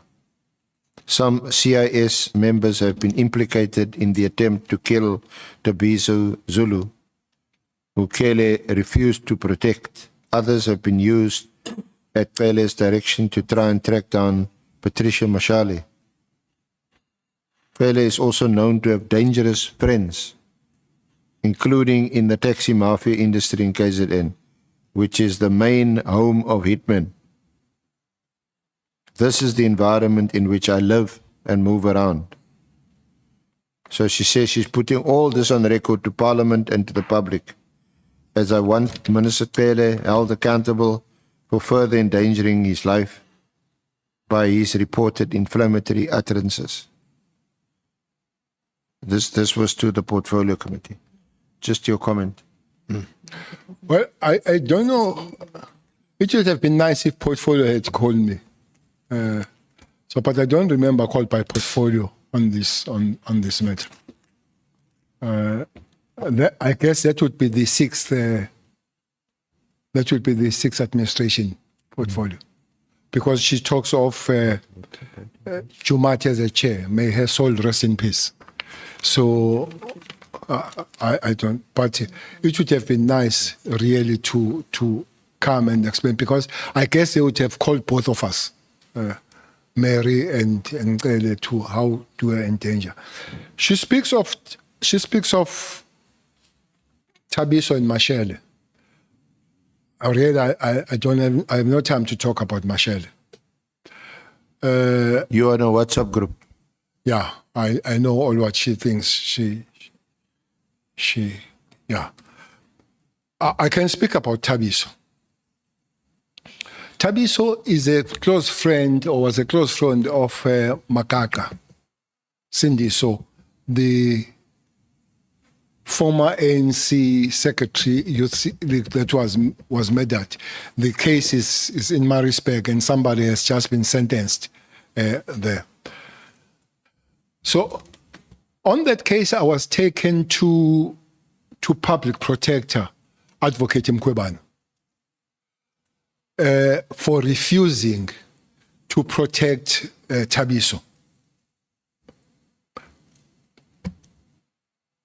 Tabiso was a witness. So everybody knows that witnesses are protected by justice, not by South African Police Service. So I was found guilty by Mkhwanazi, advocate, that I have refused to protect Tabiso. So I took that to review. It was reversed. It was reversed to say, but Minister of Police could not have been part of that. You should have taken Minister of Justice. Tabiso, we did speak to him that he must go to the witness protection program. He refused. He said he wants bodyguards that will take him around and all that kind of stuff. And Mary Diaz is so close, but Mary Diaz has never revealed that Tabiso was found guilty by the court of law for the abuse of a woman. But he protects him without reservation when he has been found by the court of law of the sexual abuse. I don't know what kind of it, but that is there. So there is this double standards of Mary Diaz dealing with all of us. So for me, that would be the issue. To say I am in the taxi industry and all there is, I think in the letter says, I'm a populist, a dangerous populist that put inflammatory state and all. Really, I don't remember, and I don't have time to go to the public platform talking about Mary. You won't give me any votes. She won't. I can talk about Onomvalo and other people, so the public platform, but I can't talk about Mary really. To whip inflammatory statement and all that kind of. I just don't know. But if you follow all her writings, they're basically about Cele and Khumalo. Cele from Khumalo. So when it comes to the apartheid, police, she must show me who is not in the apartheid police. You must show me who's there. I heard the CIC, Honorable Malema, saying to Mkhwanazi is a carrier police. Yes, he's an apartheid carrier police. He's not just a police. He's an apartheid carrier police. All those police were created, not necessarily crime issues, were created to make sure that black men don't survive. No doubt about that.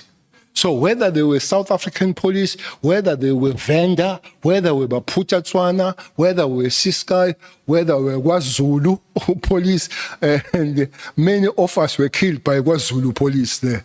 Whether it was Siabuswa, where Stole comes from, was a Kenelet, Siabuswa, Bantustan. So they were never created to create a safe space for South Africans, especially black South Africans. They will create space to close this. They were created to close the space that they don't breathe. By the way, deviating a little bit, I was looking at the crime stats. Crime stats were started on 96 to be announced in South Africa. There was no announcement of crime stats before then. And there were 27,000 murders. Only God knows how many were there before that. How many were there? They were not registered. Especially the death of black men in South Africa was never registered. So don't tell me about the apartheid police as if they were gracious police. They were all apartheid in Bantustans. The only thing, they are human beings, they're dynamic. We have learned to work together thereafter, wherever they come. And many of them, I must assure you, they are good police that have adapted in the new dispensation. But there are those that they have adapted and become criminals. There are those that they miss their old stations in the Bantustans and all that kind of thing. So Mary must not come to me and teach me about the Bantustan police. I know them better, what they did to me and to us, those apartheid police. And I used to report to her, Mary, when I was abused, yes, and the professor, together with Professor Zulu, monitoring in university. I don't know what happened to him to find me in Kabi now. When I was chased by the police as an activist, I used to report to her that I was chased. So must not talk about apartheid police. We know better what apartheid police are. Okay. So if we can just move on to another topic, General.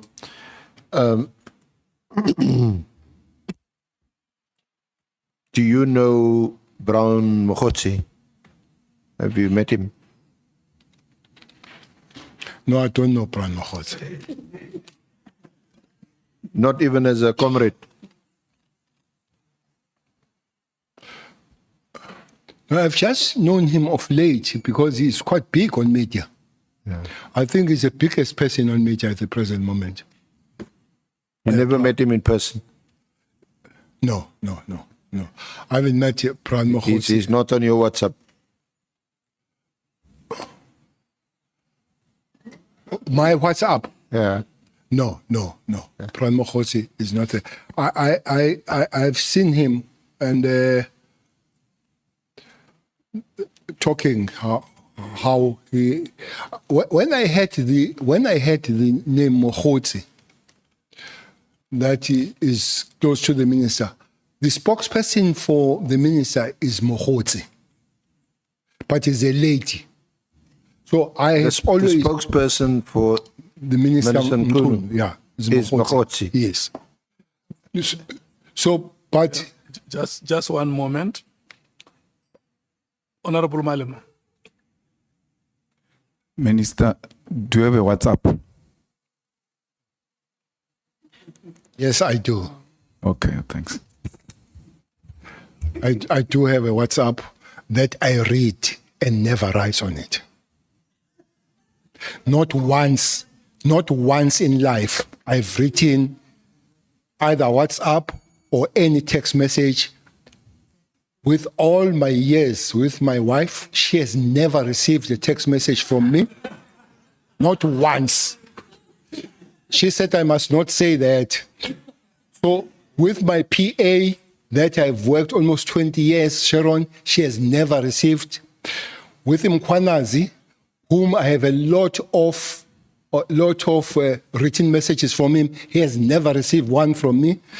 By the way, including because I saw the war between Mkhwanazi and Sibia about the question of AKA that Mkhwanazi did not want to report to me. But a person who reported to me the matter of AKA was Mkhwanazi, who sent me the message at about 11:30 at night. So that's why it was funny for me that he does not report to politicians when they were fighting with this SBA, when he has done. But himself, he can't show nobody, Honorable Malema, in the Republic of South Africa that can show you a written message that comes from Cele. Yeah, no, honorable members, the secretary of our committee is showing me a list of unanswered WhatsApp text to General Cele. Honorable Shogwe. Thank you, Chair. I wanted to ask, what is there a relationship between the two Mkhwanazi, the spokesperson and the other Mkhwanazi? Thank you. No, I don't know. I have no information, Honorable Member. May I proceed, Chair? Thank you, General. But you know Kat Matlala? Very well. Okay. I think When did you first meet Kat Matlala? I met Kat Matlala in December last year, 2024, 2024. That's the before first the directive. That's the first time I met Kat Matlala. December 2024. I can't remember the date, but it was after the raid. The raid on the 8th or the 6th, the 6th of December. Because that's one thing that brought him to me. So what is there a connection between the raid on 6th December where we know There are that there are issues that he raised to me about the raid. So can you tell us? Well, first tell us how it is that you came to meet him. Did you know him before that? No, I didn't know him before that, and I don't know how it happened because the people of his stature, I would know about them, especially from what the township, from Mams. From Mamelodi. I have had a lot of community engagement in Mamelodi, and they will raise the issues about the people that give them trouble. One person that was very prominent was Keke. There's a guy called Keke in Mamelodi. I think he's doing 20 years now. It's been said. So we went there. We had Imbizo. 27 people spoke at Imbizo. Not a single one spoke of Keke. The 27th person spoke about Keke and was given a standing ovation. And this person made a statement that I'm ready to die after speaking with Keke. So you would know that there are people like Keke and things. But nobody ever raised an issue about Matala. Nobody. Then Bongani Mpungos, who is a son of Sputla Mpungos. Who is a son of Sputla Mpungos, who comes from Nongoma or Matuba, where he comes from. And a very notorious taxi person. Because of my involvement as the MEC for Transport and Police, when there are problems of taxi industry, then I will meet these people. So I knew Sputla through that, the father of Bongani. So Bongani then brings Matala to me. So I think a week or 2 weeks I've read earlier to say there is this Tembisa person who has received this 360, is it 360 or 260 amount of contract from the South African police. They came and I met them in Beverly Hill in Durban. So I met there. I think I delayed two days because Bongani, who's known as Mabonga, did not tell me that he's bringing somebody else. So as I came there, because there was a photo of Kate, I said to him, "You look like Kate." He said, "I'm one." I said, "Nkosiam, what's the story with you and me and all that?" So he said, "No, he have asked Mabonga to come to me because there are 2 issues he wants to raise with me." Where were you meeting? Beverly Hills Hotel in Durban. The Beverly Hills Hotel. Yes, sir. Do you know Beverly Hills? It's a fancy hotel.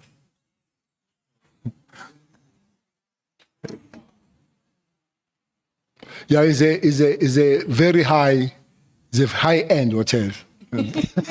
No doubt about it. It's a high-end hotel, yeah, Beverly Hills.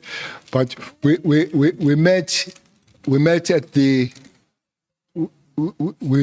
at the dining hall there, and then he raised 2 issues. He said Mabonga must bring him to me because he realizes that he's being abused or he's being used for the political games that he do not understand. Firstly, he said he has met Minister Mchunu, him and Brown Mahosi, 3 of them. And they spoke about him because he's got money through the tender, him to fund his project of becoming either a president or deputy president. He didn't know. Myself, I didn't know which project was it. So that's that. But so just to be clear, so he's telling you that he met with Mkhwanazi and with Minister Mchunu, yes, and it was about the funding of the project of becoming a president or a deputy president. Okay. This is Kat telling me why he wanted to meet me. But what puzzled him there, for him to want to meet me, he was told by the minister that we'll work together so long we don't come close to Cele and Zuma. I don't know why it mixes me with Zuma. But it looks like that's what he said, that don't come close to Cele and Zuma, so we'll work well with. So that's why he says he realized that there is a game, some political games, hence wanted to see me. Did he give any details of when they met? He met with Mkhwanazi and with Minister Mchunu? No, and I did not want details myself. But he didn't. The second one was about then the raid.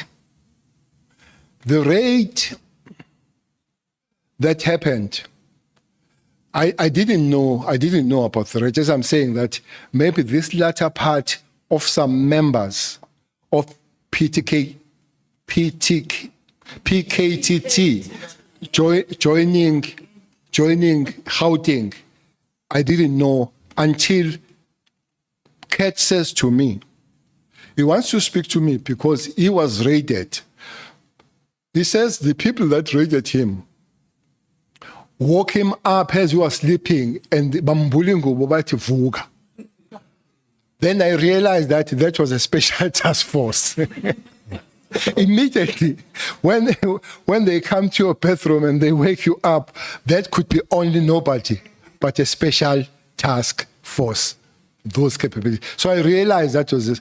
So I asked, what has happened? No, they've raided him on matters, I think on matters of accusation of drugs and all that kind of thing. So me, where do I come? No, he says, he comes to me because he realizes that he has been abused. After that, he says he has been approached by Sibia, General Sibia, to write an affidavit against Khumalo so that Khumalo can be arrested. So this cat tells me. Which Khumalo? You know Khumalo- quite a few Khumalos. No, this one, the Not head, Dr. Khumalo. the head of the CI. The head of the CI, the leader of the PKTT. Yeah. He says, so why? He said, no, I've come to you because of that. But what made me really come to you is that there is a case that is coming next week where I've taken Khumalo and his team to court for unlawful raid. So the reason is that I must take Khumalo to court so that he can lose the case and the Sibia finds the way to discipline him. That is Kat telling me the story. He goes on to say he was told or stroke the affidavit of taking Khumalo was written by Sibia to say they've stolen his Rolex and the jewelry for the wife. So they must write it so that it's not just the raid, but it's also the theft. So that's why he comes to me. He says he doesn't want to take police to court because he has just got the tender. So he doesn't want to harm his relationship with police. So Mamonga told him that I know Khumalo, so I can talk to Khumalo that they resolve the matter out of court. And indeed, I did speak to Khumalo about this thing. And I guess the lawyers did talk and the matter didn't go to court. But also what was I suggested to him that maybe it would be good if he meets Khumalo and briefs Khumalo per se. I don't know if they did meet with Khumalo. But in the case, I know that did not go to court. So that's how I know Kat, and I wish I could not have met him, but now I have met him. When did you speak to Lieutenant General Khumalo? Or was it after the meeting? It had to be.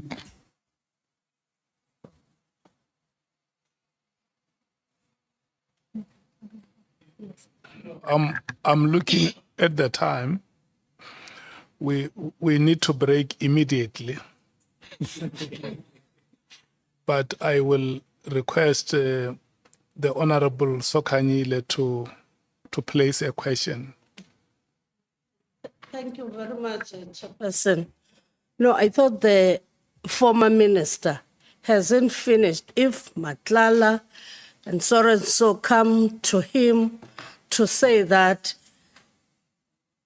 there is this for Khumalo wrong affidavit and Matlala has recently got the tender, then if they are saying that they've come to you to assist, they said to you, what are they going to give you? What was at stake for you, for them to assist? They didn't say anything. No, they didn't say anything but giving me the stake, and I didn't want any stake. The issue was, again, not most by Matlala. It was by the person who knows me, who is a son of a person that we worked in the taxi industry. But there was no prize. I hope prize would have been called, but there was no prize. There was no prize of it.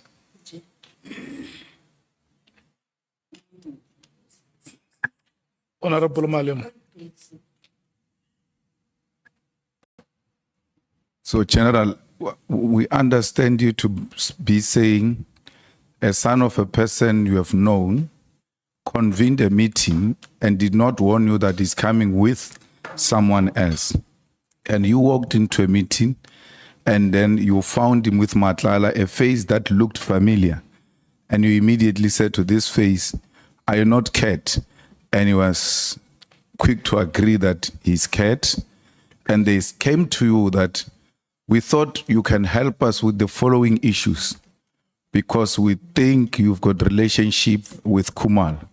One issue is that I'm being abused or used because I got a tender of 360 million to finance a campaign of Minister Mchunu to become either president or a deputy president. I had a meeting with them, Mkhwanazi and Mchunu, and they can only work with me if I don't bring Cele and Zuma into the picture.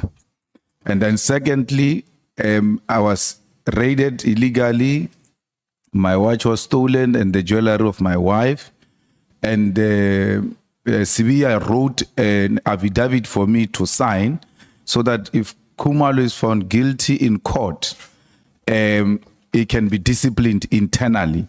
And then that's the way they'll find the quickest way to get rid of Khumalo into the police. And then he realizes then that I'm being used to fight internal police battles. Yes. And as they articulate that, nothing has been offered in exchange for you to intervene or help them. They don't say, as a result of this intervention you're going to make, you'll get this or that. They just came to you as a well-known politician, an elder to this Mpongo's son, and they thought perhaps they can get counseling, advice, and some intervention from you. Am I correct? I believe so. Thank you. Yeah. But with the one, the affidavit, you say Sibia gave to Cat to sign. I don't know whether it was giving words to Cat, but the affidavit was influenced by Sibia when it was developed. It could have been written by Cat, but being instructed. Even that affidavit, I'm told, it was not even because this was happening in Waterkloof. But I'm told that the affidavit was signed somewhere in Soweto. They said there was somebody that would be easy, station commander, to sign and agree with that affidavit. Let me check. I see the hand of Honorable Sangon. Is there any other member who wants to speak so that we can close the list? Raise your hands, those who want to speak. Okay, Honorable Sangoni, Honorable Skosana, Honorable Nomvalo, you are third and the last. No, thanks, Chair. No, just very briefly, General, was this Rolex and the jewelry stolen or not? So was the affidavit that Matlala deposed fake? Did he lie under oath? Because when you depose an affidavit, you make an affirmation under oath. So was the jewelry and the Rolex stolen regardless of who stole it? Or in your interpretation or understanding of the issues, he deposed a fake affidavit? Thank you. No, I remember him very well saying there was no Rolex stolen from him. I remember him saying so. That's why he raised the issue of him being. But the issue was that they had to find the way of dealing with Khumalo. That's why I always think that even the arrest of Khumalo at the later stage has got issues. They started some time trying to arrest Khumalo some time back. May I pass, Honorable Member? Honorable Skosana. Thank you, Chair. I just wanted to ask the former Minister Cele the clarity that for the first time when you met Kate was in Beverly Hills Hotel. Are you confirming that under oath? Thank you, sir. Thank you, Chair. May I pass? Charlie? May I pass? Yes, thank you. Honorable Nomval. Honorable Kusela copied my notes, Chair. I wanted to get some clarity on the jewelry issue, but it has been clarified.